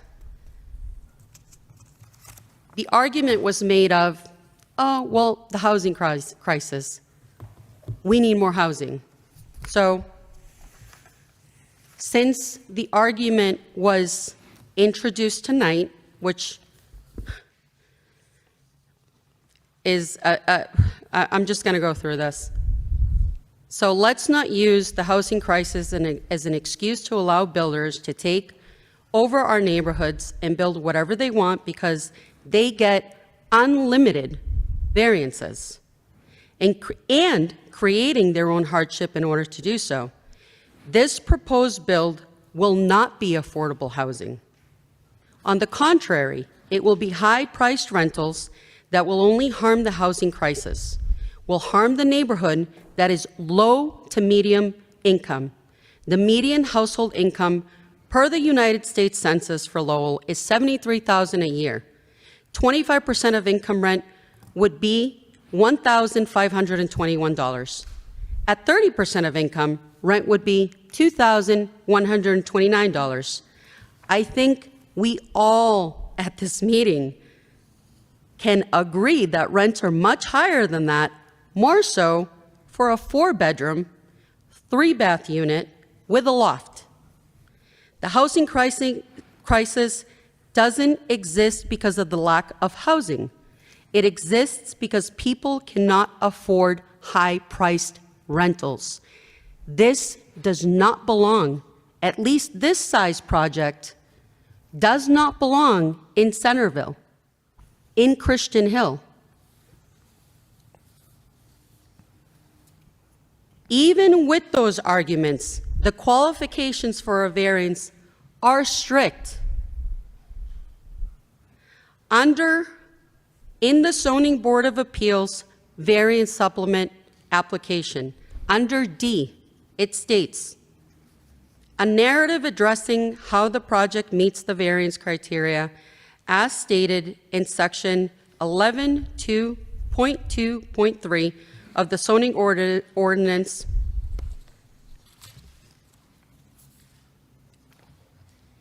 in the statement of the case letter of the owner. He states in number 10 of his letter, the current owner has a very good reputation for development in the city, and due to the size and shape of the lot, will suffer a hardship if this request is denied. Just on his own statement alone, he's saying that if you deny this request, he will suffer a hardship. There is no current hardship.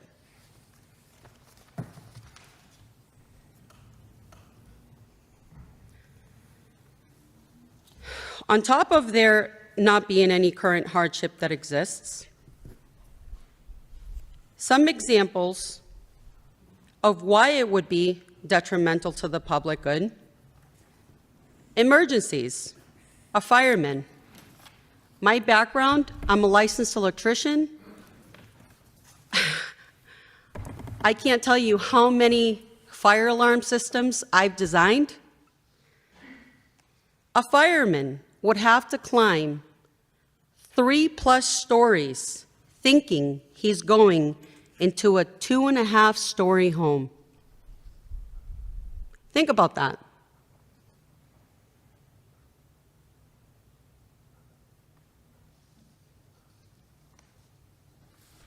That hits home with me because I have firemen in my family. I have military in my family. Case of an emergency, that fireman thinks he's going to climb 2.5 stories because that's what it's being presented as. That's what the zoning allows.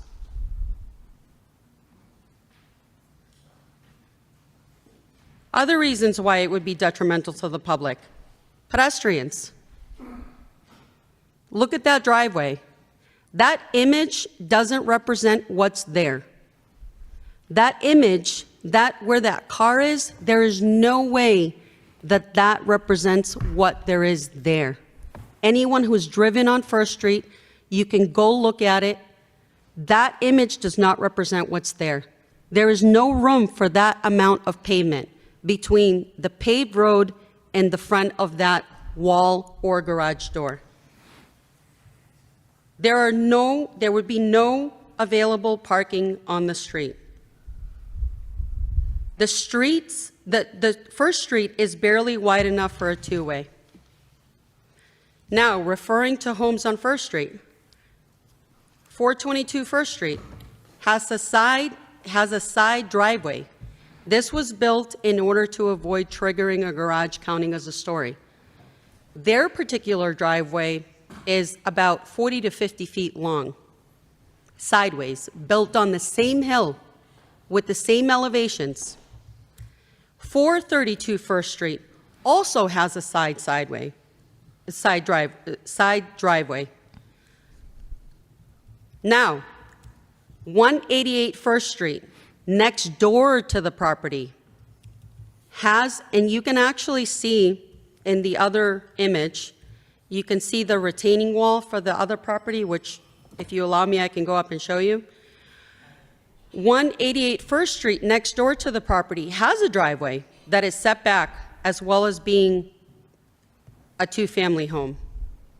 This was built in 1886, and it followed the zoning guidelines.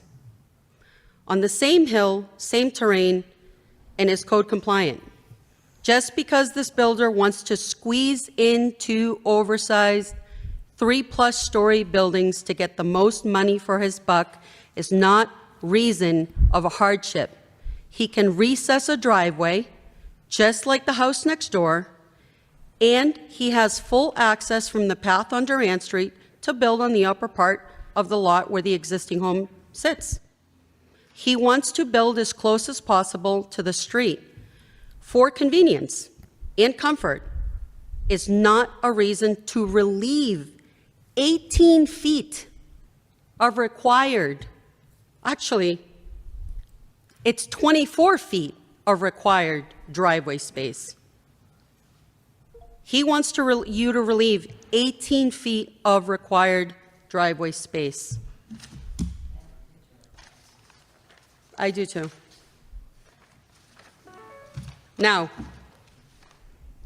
going back to the various prerequisites, the 3 that have to be met. I'm going to read again section C. Intent of zoning satisfied without nullifying or substantially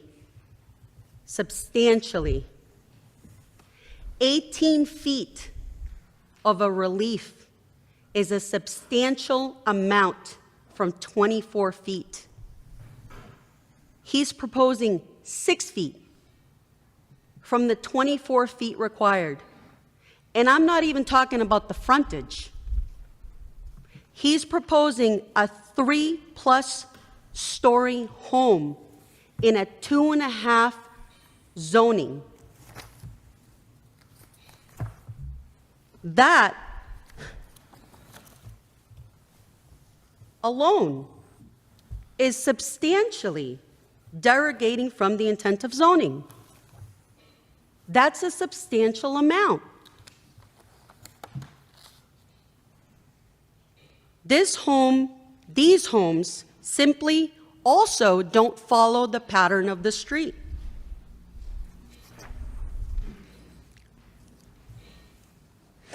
I also have a copy of the subdivisions of land regulations. This was revised, I believe, in 2009.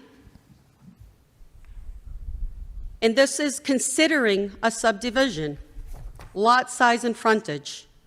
All lots shall be of such size and dimensions and have frontage to meet or exceed the minimum required of zoning ordinance of Lowell. Only one residential building may occupy each lot, unless approval is given by the board. This is subdivision, under subdivision, planning board.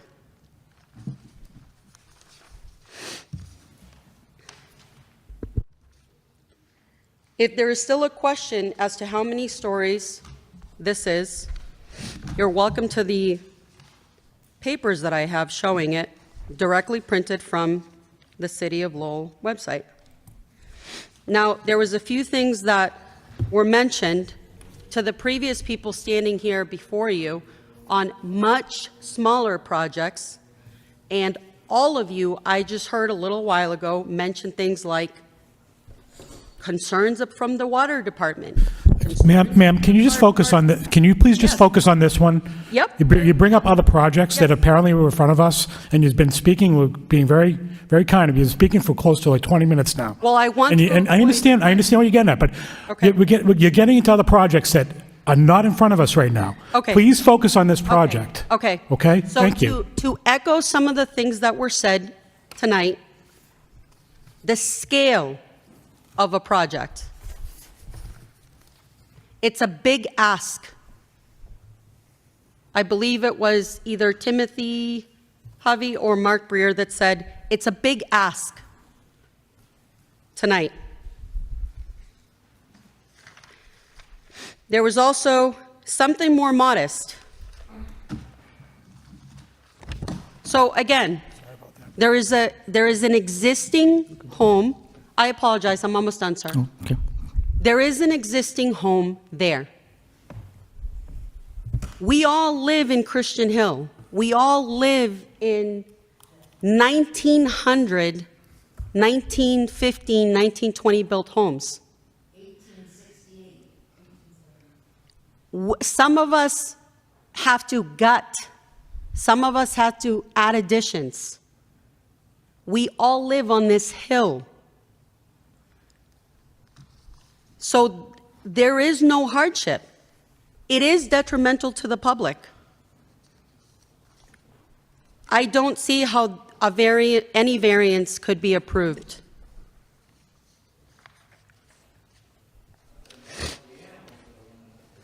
And I brought with me the applications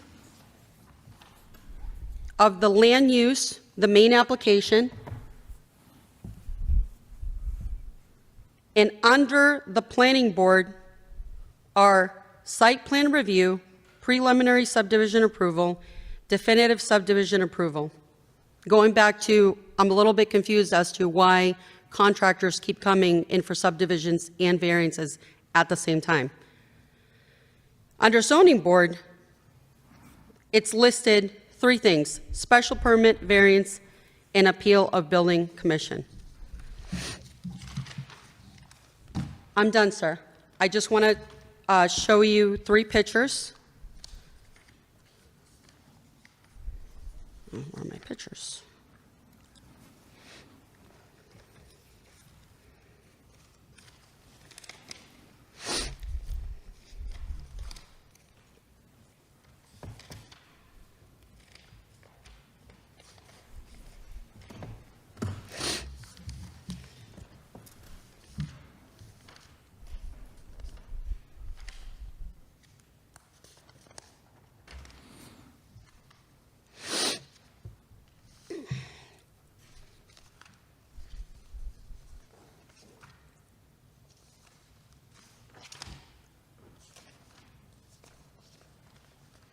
Find it. What the hell did I do with them? Oh. May I come up? Yeah, of course. Yeah, come on up.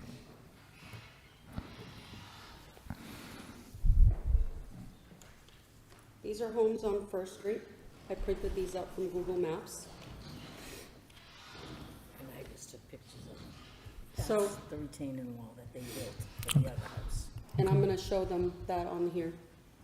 So these are homes built on the same hill. Okay? These have side driveways to avoid triggering a story. This is over in the far corner, so they were able to do the long driveway. This is another picture of the side. And this is the two-family home just to, I printed this, so this is 192 with the existing home. This is the street.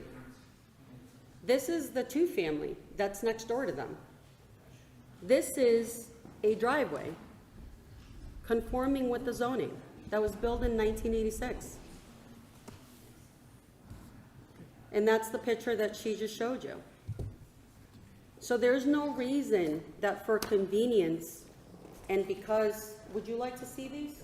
Okay. These are homes on First Street.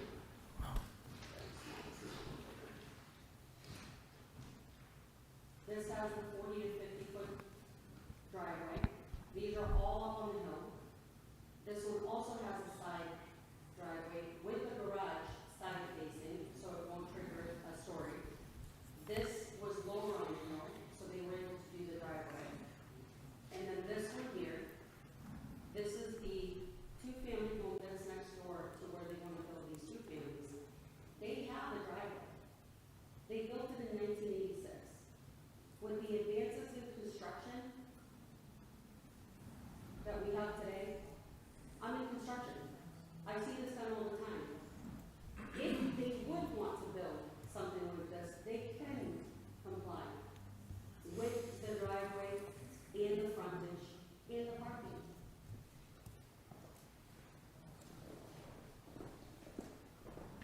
Thank you for your time. Yeah, of course. Thank you for your comments, ma'am. Anyone else wishing to speak in opposition to this project? Yeah. Good evening, ma'am. Hi, my name is Laurie. I live on Durant Street. My question is about parking. We have trouble already. We have Varnum Park right there, and people throughout the city use the park, and we've always had a problem with parking. So if they're going to use Durant Street as an entrance to get back into the back of those houses, then everybody is going to park that go visit them on Durant Street, and that's going to be a big problem for us on the hill. Okay. Thank you, ma'am. Anyone else wishing to speak in opposition? Ma'am, you already had your... I just wanted to give you this. Okay, yeah, that's fine. Because this was the big confusion last Yeah, no worries. What's submitted? Yeah, we'll take that. It's all highlighted Yep. right here. Thank you. Anyone else wishing to speak in opposition? No, ma'am, you already had your turn, so just the other woman, yeah, so. Good evening. My name is Elizabeth Bedard. I live on Durant Street as well. I think this is more an issue of like just because you can doesn't mean that you should. Even if the numbers are all lined up, there's absolutely nothing about that looks like where they're proposing to put them. My neighbors' backyards would be pretty much looking over those loft attics. The trees are going all the way up. Our plumbing is so old to begin with, given how old our houses are. I can't even begin to imagine the problems that we're going to have just going through that leach field right there just to get to the house. But it's also a matter of parking on Durant Street with Varnum Street right there. In order to get two cars down that street at the same time, one of you has to go into a ditch, which is either against a cliff going up or against a cliff going down. So if you're going to allow school buses to go up and down there to collect people, there's not going to be any street parking. And we're also having 3-bedroom units. That's a lot of neighbors to introduce to a very tight neighborhood that's already there. We're going to have cars coming up and down Durant Street. I'm one of 5 families with young children, all in that area. And just the cars that we've had to almost train to not run over our children already, we're going to be dealing with tenants forever. And I can't speak to necessarily the landlord's practices, but if he's intending on continuing to own that property and rent that property, I would hope that it would stay nice like this for more than just a couple of years before it turns into another problem, another slum in our backyards of a neighborhood that we care very much about.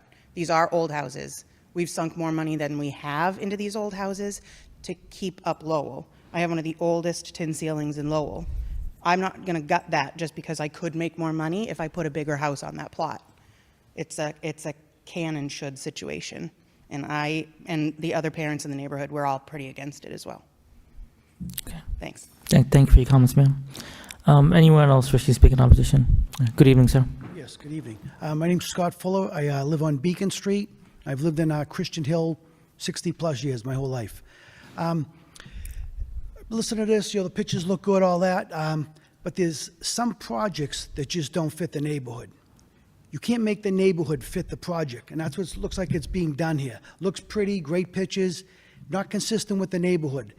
They're going to dismantle a wall that's been there for over 100 years, that's holding back Christian Hill flowing down to First Street.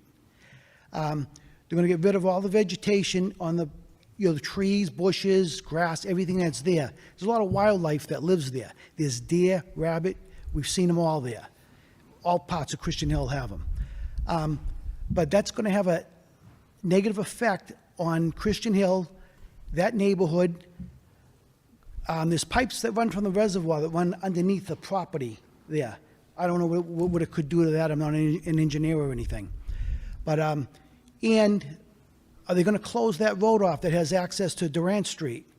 Because it's so steep, people are going to be coming to visit people at these properties, and they're going to park on Durant Street, especially in the winter. Durant Street is already congested. There's too many cars as it is, like in a lot of neighborhoods. This is going to make it worse. They're saying it's not going to have a big traffic impact. Yes, it is. It's going to have a negative effect on the neighborhood and the people that live there. Thank you. All right. Thank you for your comments, sir. Anyone else wishing to speak in opposition? In opposition? No? All right. Good evening, sir. Yes, hello, good evening, gentlemen. I apologize for my attire because I had a 3-hour drive by the time I No, you're fine. My name's Peter Kalageropoulos. I've been living in Lowell 60 years. Used to live at Fiddler Terrace, and I live on 3rd Street.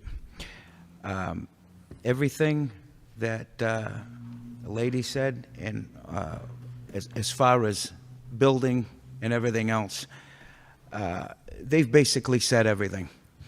I've also, there's so much to go on. So, I mean, everybody's basically cleared it up. The only thing I can say is it's not only the animals. We've got an eagle. We've got hawks out there. I visit my sister that lives at Fiddler Terrace. Deer. I'm thinking, we're living in Lowell. This isn't New Hampshire. And then you've got Reservoir Street, where they want to build 24 lots. There are so many animals in that area, I can't even about to tell you. I've never seen animals like that ever until a couple of years ago. And they're swarming the streets, running over here, running over there. And like everybody said, it's going to be so congested. People coming off of 110, coming onto First Street, coming down Mount Pleasant Street. They're all taking all the small neighborhoods just to get home because they don't want to go around, Bridge Street and everything else. Everybody's cutting through corners. I mean, that's the only thing I can tell you. Everybody said everything to the top. I mean, I don't know what else to say because everybody took somebody's words out of their mouth. So that's all I have to say, gentlemen. Thank you for your comment. Very much. Thank you, sir. Anyone else wishing to speak in opposition? I'm sorry, I know I already had a turn, but I did want to say that the last project, since it was approved and it was a 4-story home, was appealed. I just want to say that Okay. because I think that they misled you by saying it was a 2.5. Okay. Thank you, ma'am, for your comments. Anyone else wishing to speak in opposition? In opposition? In opposition? All right. Seeing none, that portion of public hearing is closed. Anyone wishing to speak in favor of this petition? In favor? Can I make a few comments? Yeah, let me just, hold on one second, Counselor. In favor? In favor? All right, seeing none. Yeah, Counselor, did you want to make any comments? First of all, there was a statement made that it was going to be a septic, it's going to be town sewer. Another concern was the water line. Clearly, that was a comment from the water department. We're not building over the water line. We can't. That's not, we're not near that. It's going to be left unharmed. With respect to Durant Street up above, we do have an easement for the existing home to go out of Durant Street. But you see the way we're setting this project up here to move it up on First Street. Durant Street is going to be used during the construction. We plan to use that during the construction process to bring the loam and everything that we need to bring in. But we're not going to be using that for access at all. There's not going to be access from there at all. So we're not going to be impacting Durant Street. We're not squeezing these townhouses in. We have the requisite square footage for each lot. We have the requirements of 6,000 square feet for the minimum lot area, and the lot area per dwelling unit is 4,000 square feet. We have 10,750,000 square feet for one lot and 21,950 square feet for the other. With respect to the stories, we did a full building submittal to the building department, and it was confirmed that it's 2.5 stories.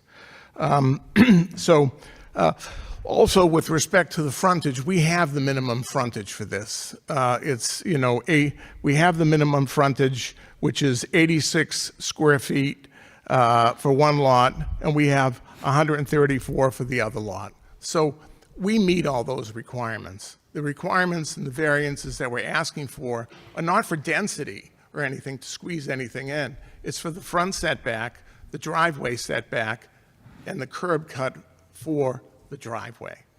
And if you take a look at, as far as like impacting neighbors there, on one side, 270 First Street, well, that's the one that was approved some time ago. There's nothing over there, and there's plenty of room on the other side as well.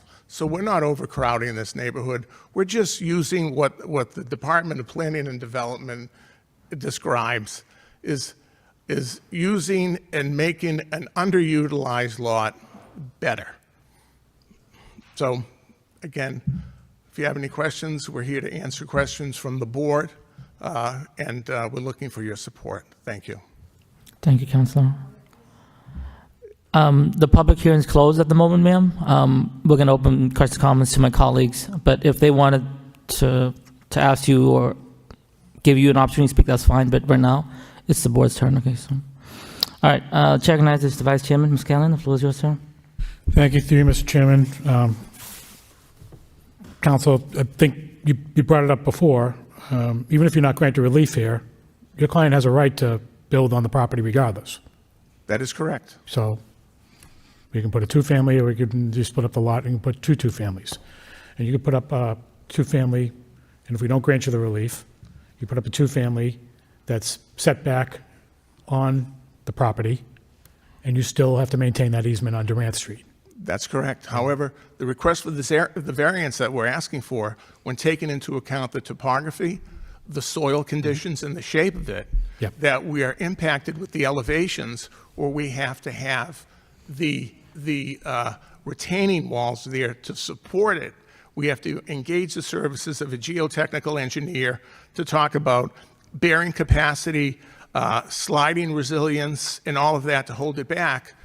It would make it impossible for us to go ahead and make it feasible to build one duplex. That's where the hardship comes in. Mm-hmm. It's warranted for us to have the variance to build each of these duplexes. Yes. That was the point I was getting at, is clearly have a hardship on this. Ma'am. Ma'am. Ma'am, I have the floor here for questions, Yeah, ma'am. ma'am. You can't. Ma'am, yeah. The public hearing is closed. No, ma'am. I have the floor, please. Thank you. That's a clear hardship. That's my opinion. I have a right to have my opinion. It's a clear hardship. I don't know what my other fellow board members think, but in my opinion, that's a clear hardship. So you're only seeking variances for relief from minimum front yard setback and minimum garage front yard setback. As you pointed out, everything else seems that you're seeking as what's being proposed would meet zoning requirements. Based on the hardship, the layout of which I think makes sense. I mean, building into the hill, taking traffic off of Durant Street, so you no need for that easement anymore. which is city-owned. It's city-owned property. Right. That easement was granted to us from the city. From the city, yes. Right. And I understand the concerns of the neighbors on Durant Street, but I understand many of the concerns are either with the parking or the use of the driveway for the easement to get to the access to property, and I guess their line of sight or view of sight. And I understand that there's been concerns about the stories, or proposed stories, whether it's 2.5 or 3. What's been put before us is 2.5 and meets the requirements. I'm not going to go through all the plans like, well, let's weigh this out. Is it really 2? Is it really 3? That's not our... the petitioner submitted plans to DPD. DPD vets these before they get before us, and DPD seems satisfied about it. If there are any issues that come across during the course of the whole process, it would be brought to DPD's attention, and then you'd have to come back before us for a variance, correct, counsel? That is correct. Yeah. So, again, I understand the concerns, but based on what's been provided in front of me, I mean, there's clearly a hardship. The public good, I mean, it's adding another, 2 pieces of property onto the tax rolls for the city. More housing, which we're in desperate need of. And to the intent of zoning, I think this clearly meets it's very, what you're asking for is relief from front yard setback on a lot that's a hill, pretty much, that you're building into. So I think this clearly meets the intent of zoning, so I would be voting in favor of this. Thank you, Mr. Chairman. Thank you, Ms. Callahan. The chair recognizes Mr. Hovey. Mr. Hovey, the floor is yours, sir. Thank you. I appreciate the neighbors' concerns. I think every neighborhood should take active participation in what's going on in their neighborhood. I think there was some confusion as in where they were using Durant Street as a cut-through. I don't know how all that got all confused, but it's really not here nor there. We vote for what's in front of us with the DPD vets. You're correct, it has hit 3 posts. There were concerns about the fire department. Well, the fire department sees these plans, and if they have concerns, they tell us. Fire department saw these plans and say they have no concerns with this. So that's not something we take into account here. We're worried about speeding on First Street. Certainly a big problem. I see a guy here that has to deal with it all the time. The city's putting in speed humps. Probably a good idea on First Street, and I'm sure council's working on it. But the speeding on First Street has nothing to do with duplexes on First Street. True, you might get somebody that peels out of their driveway and takes off, but that's not something that we can stop a project for. We vote for what's in front of us. We're not voting on splitting these lots. They have an A&R. If this gets approved, they can go, approval not required to split the lots. So that's not in front of us. It's not something we can address here. Both lots are very big lots. Lot 2 is going to have an excessive amount of open space still. I mean, we're not touching that. There could be more to this project, and I think it's done with respect of the neighborhood. I was in favor of the other project on First Street. I'm in favor of this project. I think it's good for the neighborhood. Just a clarification, these are going to be condexes, that's what you said, right? So it's not rentals. These are going to be home ownership with an association, I'm guessing? So it's not going to turn into some slum. I mean, I get concern And you got to take somebody at their word, and if they don't hold up their end of the bargain, then there's repercussions and there's avenues to take, but it's not here. We can't say we're not in favor of something because the owner might not operate in good faith 10 years from now. We vote on what's in front of us. There's a minimal request on this. The frontage is not even close to being non-compliant. It's more than compliant. There's plenty of frontage here. I like this project, and I'll support it. Thank you. Thank you, Mr. Harvey. The chair recognizes Mr. Brier. Mr. Brier, the floor is yours, sir. Thank you, Mr. Chairman. For the residents who spoke tonight, your passion is clear, and we all hear it. But there's a difference between the passion that you're expressing and simple grievance. And I have to tell you, as I listened to the arguments presented tonight, I heard more grievance than I did compelling reasons to deny this project. We rely very heavily, not only on our own personal judgment, but by a very dedicated expert staff who provides us advice, counsel, and all the technical information we need to help make an informed decision. With respect to this petition, all that information far outweighs the grievance that I had heard here tonight.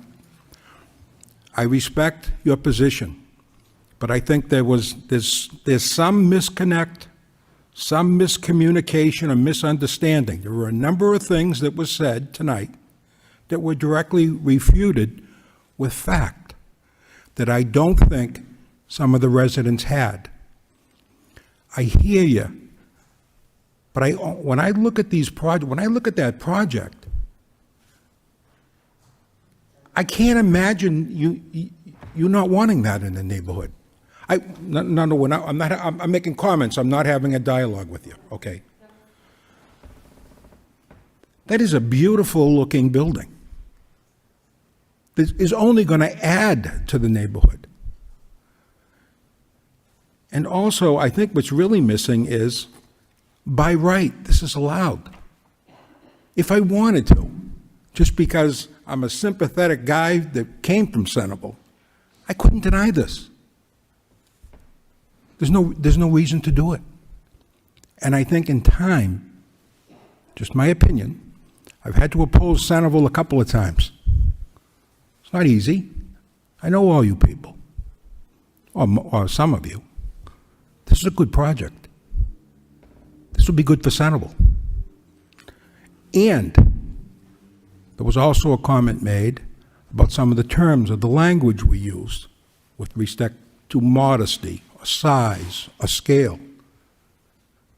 The lot that this is on, that is modest. There's a lot more that could have been done there. These are oversized lots. When are we ever presented with a project with oversized lots? This is one of them. I hear you, but I can't be with you. It's a good project, and I'm going to support it. I just want to say, I wouldn't be here if this had a side Ma'am, driveway. I'm sorry, the public hearing's closed. Ma'am, ma'am, ma'am, ma'am, the public hearing is closed. Ma'am, ma'am, please, can you stop, please? No, Please, ma'am, please. No, Please, Mr. Chairman, please. Mr. Chairman, Ma'am, the public hearing is closed. Ma'am, you need to stop. Ma'am, please. We already said you need to stop. You have to stop, please. Please. Thank you. Please. Okay, yeah, you can reach out to them. That's fine. Ma'am, please. The public hearing is closed. Ma'am, please. Ma'am, please. Please. Ma'am. Ma'am. Sorry about that, Mr. Breer. Ma'am, please stop. Please. Please. Mr. Breer, go ahead, sir. Sorry. Ma'am, can you please, ma'am, please. Let's be respectful, ma'am, please. We listen to you, please. He has the floor. Ma'am, the public hearing is closed. Please stop, please. Ma'am, The public hearing is closed. Please stop. It's his application. Ma'am, please stop. Please, please. Ma'am, No. please, ma'am. Ma'am, please stop, please. Ma'am, please stop, please, please. Mr. Breer, I'm sorry. Go ahead, sir. Well, she clearly made my point. This is exactly what I was saying. When passion turns into grievance. You don't have to respect me, but you will respect these chambers, and you will respect the protocol we're using to adjudicate these matters. You've been asked to remain silent. I'm asking to have you removed from the chambers. If you can't conduct yourself respectfully. No. Ma'am, please. We've been respectful when you talk. Please stop. He has the floor right now. Please, the public hearing is closed. Please, ma'am, please. Sorry about that, Mr. Breer. Okay. Thank you, Mr. Breer. Mr. Prokop, the floor is yours, sir. Thank you, Mr. Chairman. So I do live in the area, and initially, looking at the project, I did wonder about the parking because the entrances, that I looked at on Durant Street. Looking at the project where the access point is on First Street, it makes sense. The question I have is, after all is said and done and it's developed, one of the concerns that the member brought up was the parking. So the residents of the property will be parking, but as they have guests and so forth, if I believe the back of the house is facing Durant, will there be parking in the back for visitors, or will they be parking on Durant Street? No, we can't put parking in the back there. We're going to have the soil compacted with retaining walls to support the structures. Okay, so, all right, so you're going to cut the retaining wall and enhance the rest of it? I believe so. Yeah, so there'll be, Sir, if you could just state your name and address for the record. Bill Reno, 192 First Street. Yeah, we certainly plan to abandon that easement after construction, right? Again, the way this is terraced, we're actually moving our properties further away from the Durant Street access, from the Durant Street neighbors. So again, we're taking stress away from Durant Street, certainly not adding. Right? There's nobody driving down that once construction is complete. It just becomes wooded, right? The only reason it's somewhat cleared right now is because there has been a tenant there for a long period of time. But there's no parking on Durant Street. That would be extremely inefficient for anybody visiting to now walk down a hill with no path, trees, and walls to go through a back door instead of a front door. Okay, thank you, that explains it. And I'd like to also state that we are going to keep, it was a suggestion of DPD, to try to keep whatever mature trees we have on the site right now that we can save and keep. Right, and thank you for that, Attorney Theodoro, because one of the things that people are concerned about is land space, open space, because granted, we do have a housing crisis, but it shouldn't, again, denigrate the neighborhood in itself. So if I think, based on the assumption that this is going to be developed the way it is without impacting the rest of the area, I think it makes sense. But I would be mindful to ensure that the developer works with the abutters, hopefully to at least give them some kind of ease that you won't be impacting, their parking. But from an implementation perspective, the project does make sense. So, and based on what you're asking, it's within our zoning abilities to offer relief. So I look forward to this project. Thank you, Mr. Chairman. Thank you, Mr. Prokop. Attorney Theodore, again, like my colleague said, and I said too, I think it's a very detailed planned layout. I just wanted to ask, did you present this project to the neighborhood group, or did they say anything about this? No, we didn't go before the neighborhood. Okay. I have that right here. Okay.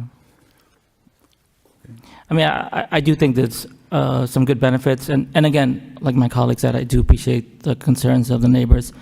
It's something new, something different. It potentially could be harmful, but I think in the long run, it would be beneficial to the neighborhood and to the city as a whole.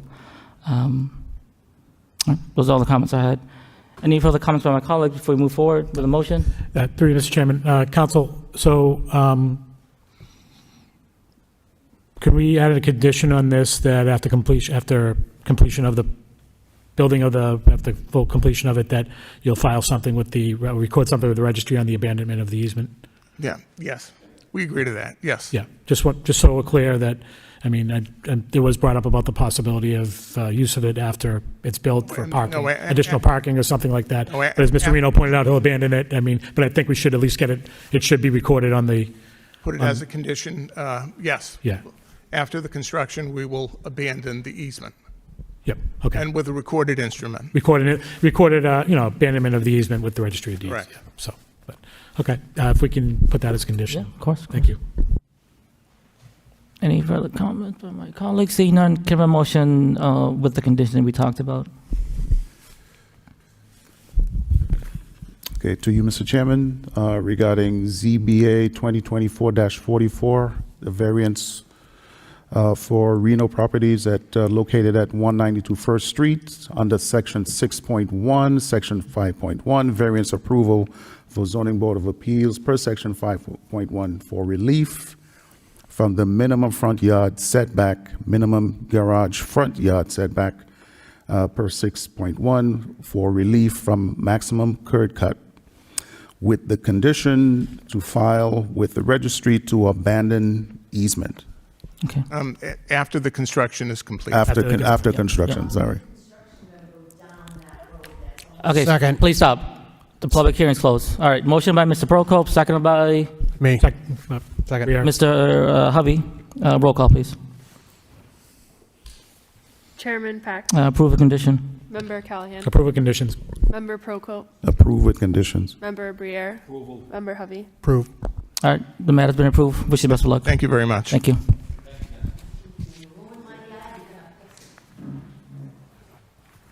All right, moving on to the next item on the agenda. We have.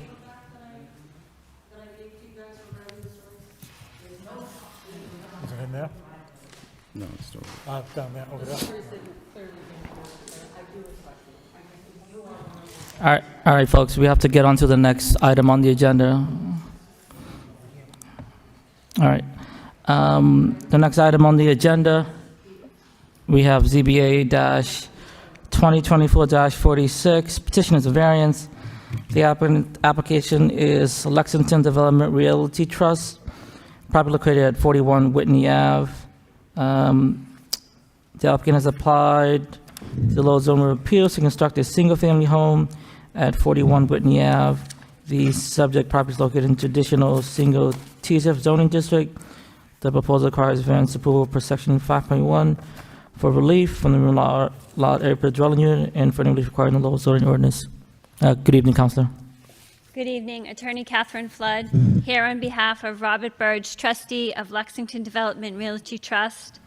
We are here requesting a variance pursuant to Section 5.1 for relief from the minimum lot area per dwelling unit to construct a single-family home on the lot. The property is located in a TSF zone. The current zoning requirement is 7,000 square feet, and the petitioner has 6,167 square feet. As you can see from the application, the original subdivision of Whitney Street was in 1887 with the original lot containing 3,665 square feet. Most of the lots that currently exist on Whitney are of similar size to the 1887 plan. In 1974, the city of Lowell subdivided land located at the rear of 41 Whitney and conveyed a parcel consisting of 2,501 square feet to be merged with the existing lot, making the lot 6,167 square feet, and the lot has remained that size since 1974. The lot currently does not meet the current zoning requirements for minimum lot area per dwelling. The current use of the lot was 5 garage bays. The construction of a single-family home will be an improvement to the garage bays that existed. This development is in line with the City of Lowell's master plan by creating more housing, which will make housing more affordable. Adding to the housing stock, part of the master plan is to increase housing by 3,150 by 2030, add more starter homes, add more housing since the rate of new housing is not meeting the rate of Lowell's growing population, increase tax revenue. Further, if you look at the lot as it exists, it consists of a lot of pavement. There is a wide driveway into it. The construction of the single-family home will reduce the pavement, allow additional green space and trees. The proposed design as submitted, the architectural plans, is consistent with the neighborhood and it will be an improvement. The property abuts a playground and a school, making a residential use a better fit than the garage bay. The desired relief can be granted without detriment to the public good and without substantially degrading from the intent of zoning. I'm going to let Matt Hammer show you the proposed plan. Welcome back, Mr. Hammer. It's good to be back. Matt Hammer, Lamplex Engineering and Surveying, 10 George Street, Lowell, Mass. I want to walk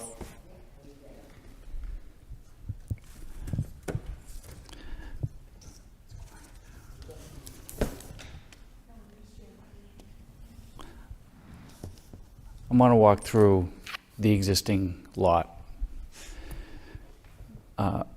Attorney Flood mentioned we have a broad area of bituminous pavement coming in off of Whitney, and there was a 5-car garage.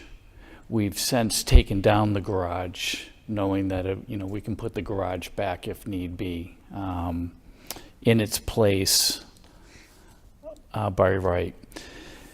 The lot is 6,167 square feet, and it rises in grade from Whitney to the rear of the property. This is the school property that Attorney Flood had mentioned as well. I wanted to also show you what that garage looked like from the street. This isn't the greatest, but this is a street view, which shows the 5-bay garage bays that were on the property, which was recently taken down.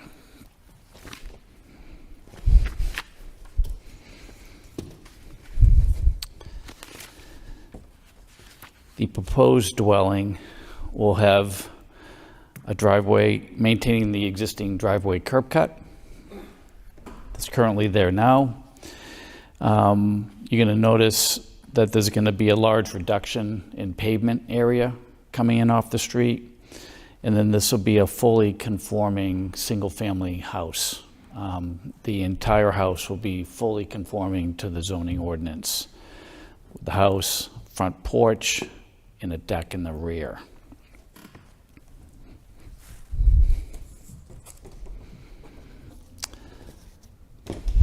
This is an elevation of the proposed house. Here.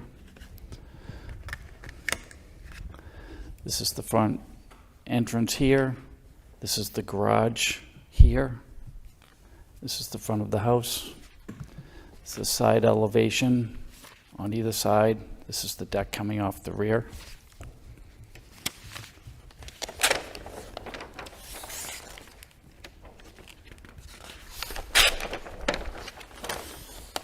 And this is the floor plan.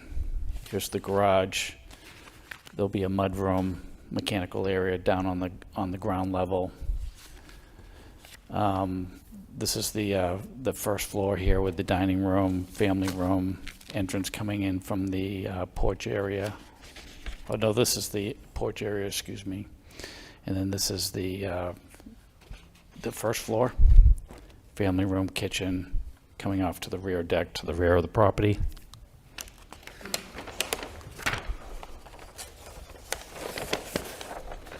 Then on the second floor, there's a master bedroom, 2 bedrooms, and a full bath and walk-in closet.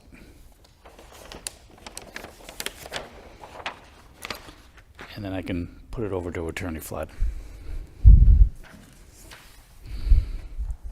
We think that this single-family home will be a nice addition to the neighborhood.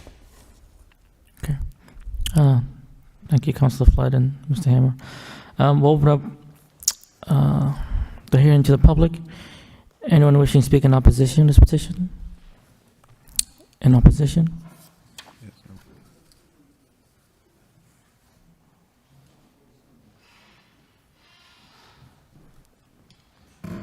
Good evening, sir. Hi, Mike DeRoches, 51 Whitney Avenue. In opposition of the project because we need to talk about 47 too. So we're just talking about 41 right now. So when we get on to 47, then I'll, I talked to Attorney Flood a little bit ago and it seemed like it was cool, but I'm going to stay in opposition until we talk about 47 Whitney Ave as well. I don't know how this works, sorry. No, you're good, sir. Okay, So that's all. Okay, thank you, sir. Anyone else wishing to speak in opposition? Does he understand that that's his opportunity to talk about any of his, because he had said he's waiting for 47. What's 47? Nothing's on 47. This is 41. Yeah, I understand, but maybe to clarify that any comments he has, he should say them now. Including 47, there's no 47. So Yeah. 47 and 41 it wasn't one lot, always 2 lots, but the house on 47 had the 5-car garage. So when the land was sold, it was split. So now, building a house on 41, you need 7,000 square feet, you only have 6. Well, 6 and change, whatever. Takes away 47's driveway. Like I said, I talked to Attorney Flood, and they're going to talk, I guess we're not talking about 47? 47 Whitney Avenue? Yeah. So. It's all together, yeah. But you can talk about it now if you want. So, no, I'm cool, so when I talked to Attorney Flood, and my concern was 47 being put on the street. We already have parking issues on Whitney. So putting a new home and then having an existing 4-bedroom home, it's putting six cars on the street. But when I talked to Attorney Flood, they had plans and a permit to put a driveway on 47. We keep talking about 41. So that's what I'm saying. If 47 has a driveway, which Attorney Flood had prints and permit approvals, I'm cool with that. Like, the neighborhood's cool with that. We're just not looking to put more cars on the street. We have enough already. Yeah, please. No, that's cool. Like, I'm not like that. So, Matt can show you the plan. Thank you. Before we did anything pertaining to applying for 41, we sat down with the planning department and we met with Dave Fuller. And we discussed the 2 lots, and the 2 lots are in separate ownership, and we discussed the parking issue. Because if you drive up Whitney, you will notice that a lot of the houses have parking placards in them and people park on the street. So Dave suggested to us pertaining to 47 that he would issue a permit and we could put 2 parking spaces in the front to satisfy the parking requirement for 47. And that's been submitted. It was submitted and a permit has been issued. So that was the concern pertaining to 41, that they were afraid that there wasn't going to be any parking on 47 and people were going to park on the street.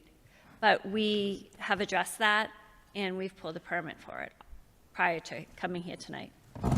Okay, thank you, Councilor.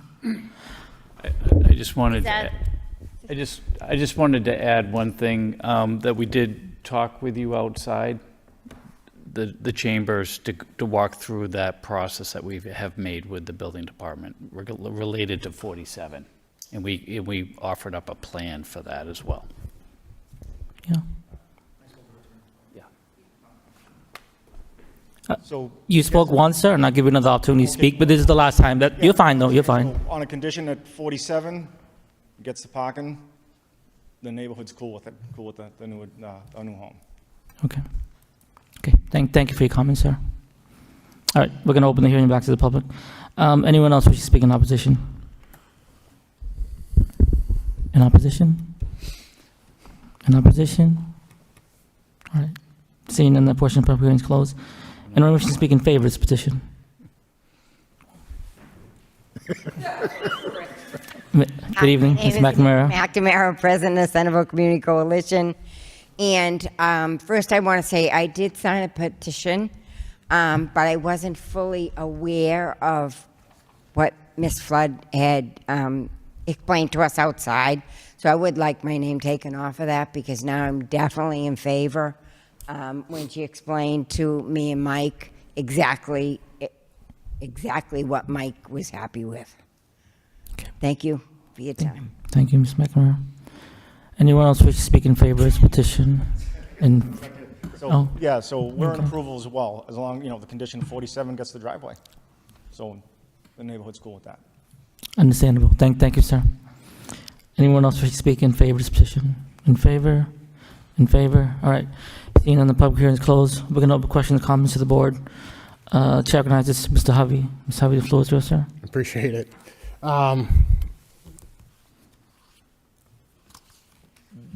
It's been a long night.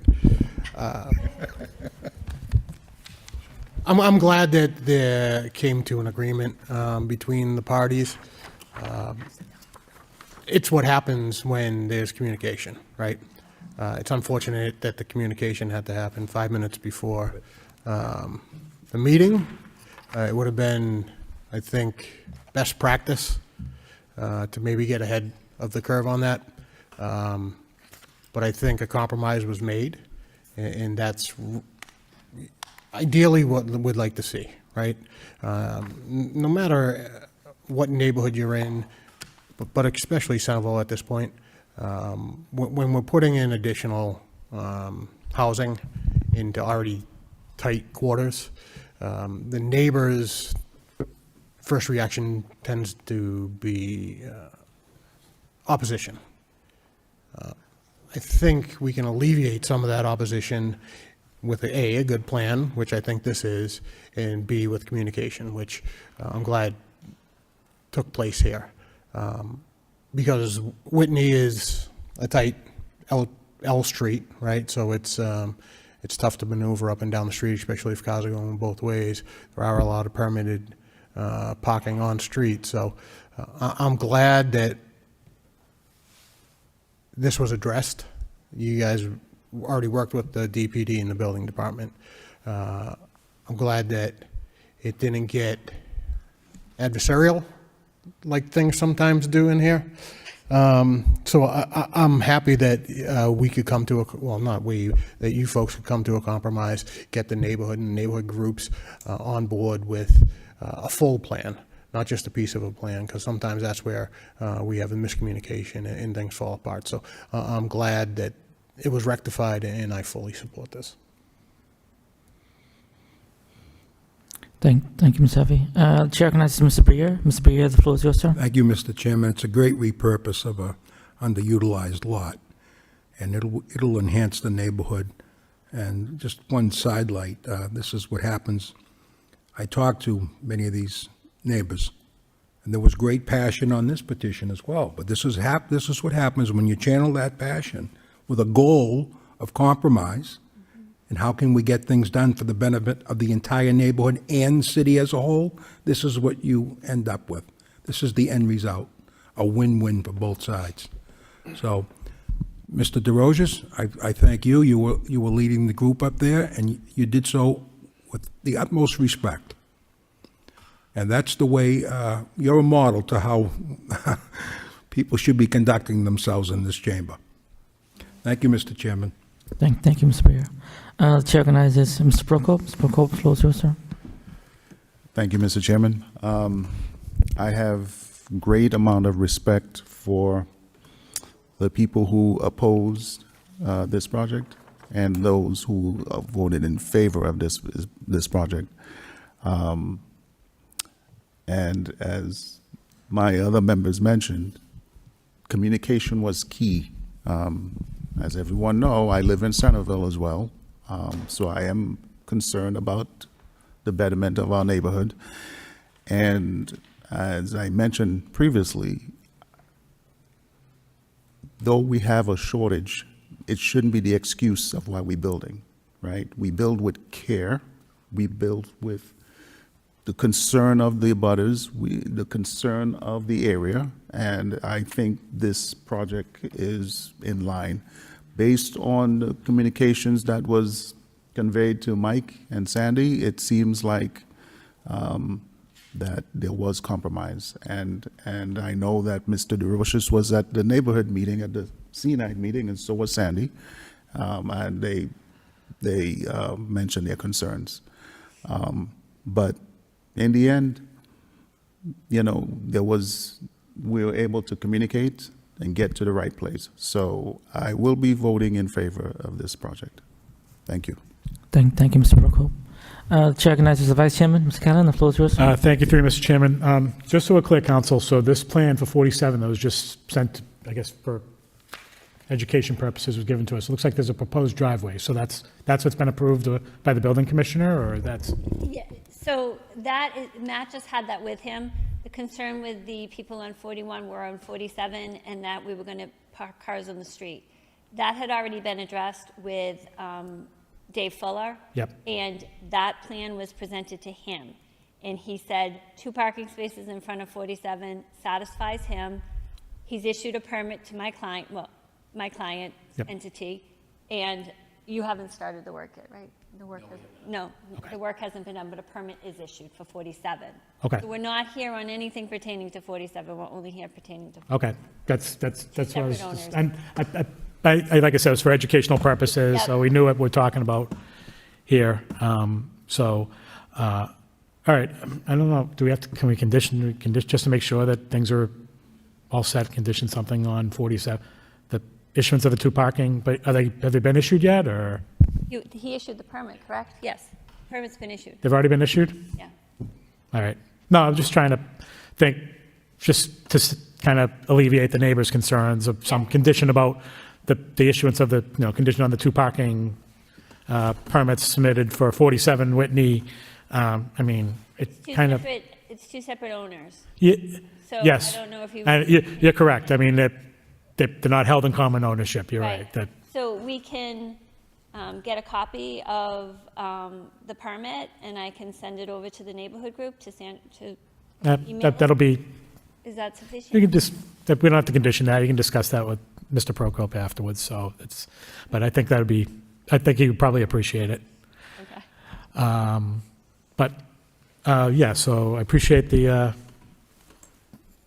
project and, discussing it with the neighbors and Mr. DeRocher and Ms. McNamara and coming to compromise, and this will be a good project. So it's it's underutilized lot that really needs, what's set up there is going to fit in nicely. So I wish you the best of luck. Thanks. Thank you. Thank you, Mr. Callahan. Yeah, I echo the comments of my colleagues. I think this would be a nice addition to a lot that's kind of not utilized for anything positively, really.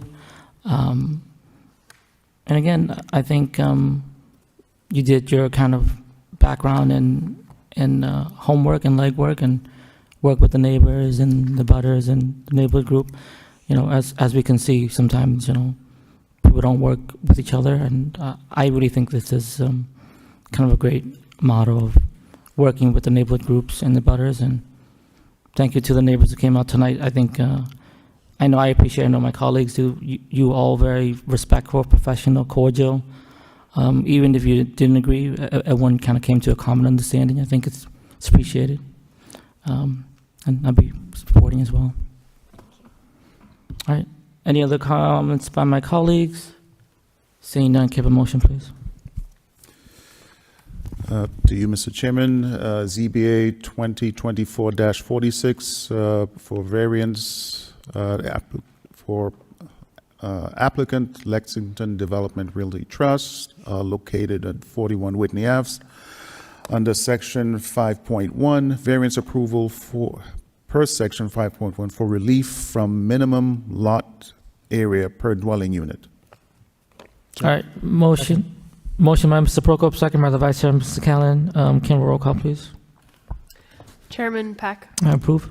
Member Callahan, Approved? Member Prokop, Approve. Member Briere, Member Hovey. Approved. All right, you've been approved. Thank you for coming out tonight. Have a good night. Thank you. All right, moving on to other business. We do have an administrative review for 730 to 732 Lawrence Street. On 11/27/2023, the ZBA voted to approve the conversion of a structure at 730 to 732 Lawrence Street from a two-family to a three-family building. The ZBA included a condition of approval that states the applicant shall be subject to a 6-month administrative review to address any parking concerns. Is there anyone here for that, for Lawrence Street? I don't think anyone is attending, but the board, I think you heard my comments relative to the parking issues there. Transportation engineer did not get any complaints, but the fire department noted that it's been an ongoing issue. My concern as a staff person is that it sounds like it was an issue before and it continues to be an issue, but it's not possible. There's no evidence explaining any kind of causal relationship between this this development and the issues that were present before, during, and after. So take with that what you will. Okay. Then thank you, Ms. Sigliano, for that information. Did any of my colleagues have any comments for Lawrence Street here? Yeah, three, Mr. Chairman. I mean, I'm not sure what we can do at this point. I do recall this petition. I do remember it coming in front of us, and that there were the concerns about the parking in front of the fire station. I did get them from several of the fire personnel that was in the street, in the firehouse across the street. It was brought up to the petitioners. As I recall, they said that they would do the best they can. If I remember, I don't believe they live in the house, in the apartment. I think they reside in Lawrence. It was a That's correct. family, and I recall the owners didn't speak English, and the daughter was translating for him. She understood the whole process of what we were talking about, what we were going through, and she was very articulate in the whole petition process. So those concerns were laid forward. I mean, it's been a while, so I'm trying to recall what occurred at that. Other than passing the thing, I think we did set this for the purpose of, part of the main purpose, in my opinion, in my mind, was the concern about the parking on the fire lane. And I think in some instances, I was told they put barrels out, and people parking put barrels in the fire lane, and people that parking in that building were moving the barrels and parking there. Yeah. So I think in this instance, honestly, the barrels, I'm not sure, but parking, like, the fire department could have them towed, the cars towed for blocking the fire lane, or I think it's incumbent on them to address those issues. But I don't know that it's anything that, I don't want to advise you to do something that I don't think would hold up in court, revoking a special permit because a nebulous someone is parking in the fire lane, but we don't know who. Yeah. That's a challenging case to make, I think. I think the purpose was to at least put it on, give notice to the petitioners we're watching, and we're concerned about this, and we want to make sure. And the purpose of the administrative hearing was to have them back to give us an idea of what they've done to, one, what they've done to alleviate it, and two, how things are going. But they're not here. Not sure if they knew about it. I don't know what else we can do other than put this on for another administrative review, but let the petitioners know to be here. But I don't know if that'll even be beneficial either, but I'll leave whatever my other fellow board members think or suggest, but, unless, Fran, do you have any suggestions? I mean, what we can possibly do? I mean, other than put it on for another administrative review? Can I jump in quick? Okay. Mr. Harvey, go ahead, sir. I think another administrative review is going to result, same results, right? Parking's not going to fix over there. There was a parking problem when this was approved. There continues to be a parking problem. Like, unless we tell the homeowner, which we can't, that they have to turn in the license of the people renting the property, which we don't have a right to do, then there's nothing we can do. I mean, there's logistically, besides the fire department having them towed, we can't do anything. Also, the barrel issues, it's like that falls in the purview of, I'm not sure if it's solid waste and recycling or the sanitary code health inspectors, but that feels like it's also on the right of way, so it's like, that's not, I don't know. Yeah, I'm sorry, when I meant barrel, I meant like a, like a barrel that you put out on the highway. The orange. There's an orange barrel, like you put out on the highway to like the cone. Yeah. So like a cone. residents are putting those out? My recollection, what I was told when this was before us, Yeah. was the fire department was putting out those like barrels, safety barrels, or whatever you want to call them, To the keep orange it barrels. clear. And Yeah. people were still moving them to Right. park there. I think they have to just I don't know if they're doing that police now, and- but and that's have what them towed, honestly. I don't think that a special permit for converting a use from one thing to another can be used to enforce parking when there's no proof that They're it's doing it. related at all. Yeah. I mean, we approved it with no off-street parking. Right, So there's nothing really that we can right. do about it. Also, it had historically been a problem leading up to them even Correct. proposing to add a Absolutely. unit there, so it's just, I think it's great that you're thinking in that way and trying to alleviate any potential negative impacts of a decision, but in this case, I think that I'm losing track of my thought because it's been It's such a long fine. You're good. It's a But long night. Long night. Very the long night. recourse is not the ZBA's recourse. It's like the fire department can call the police to have cars towed when they park there, and because there's no proof of who is even parking there. Yeah. And that's the recourse. But the recourse isn't related to the zoning board. Okay. Yeah. Yeah. Okay. So I guess there's not much action we can take, so unless anybody else has some ideas, but that's. Thank you. Thank you, Mr. Callahan. Any other comments by my colleagues in regards to the administrative review? All right, seeing none, we don't have to vote on this because this is just administrative review. All right, moving on to other business, we have minutes for approval for September 23rd, 2024.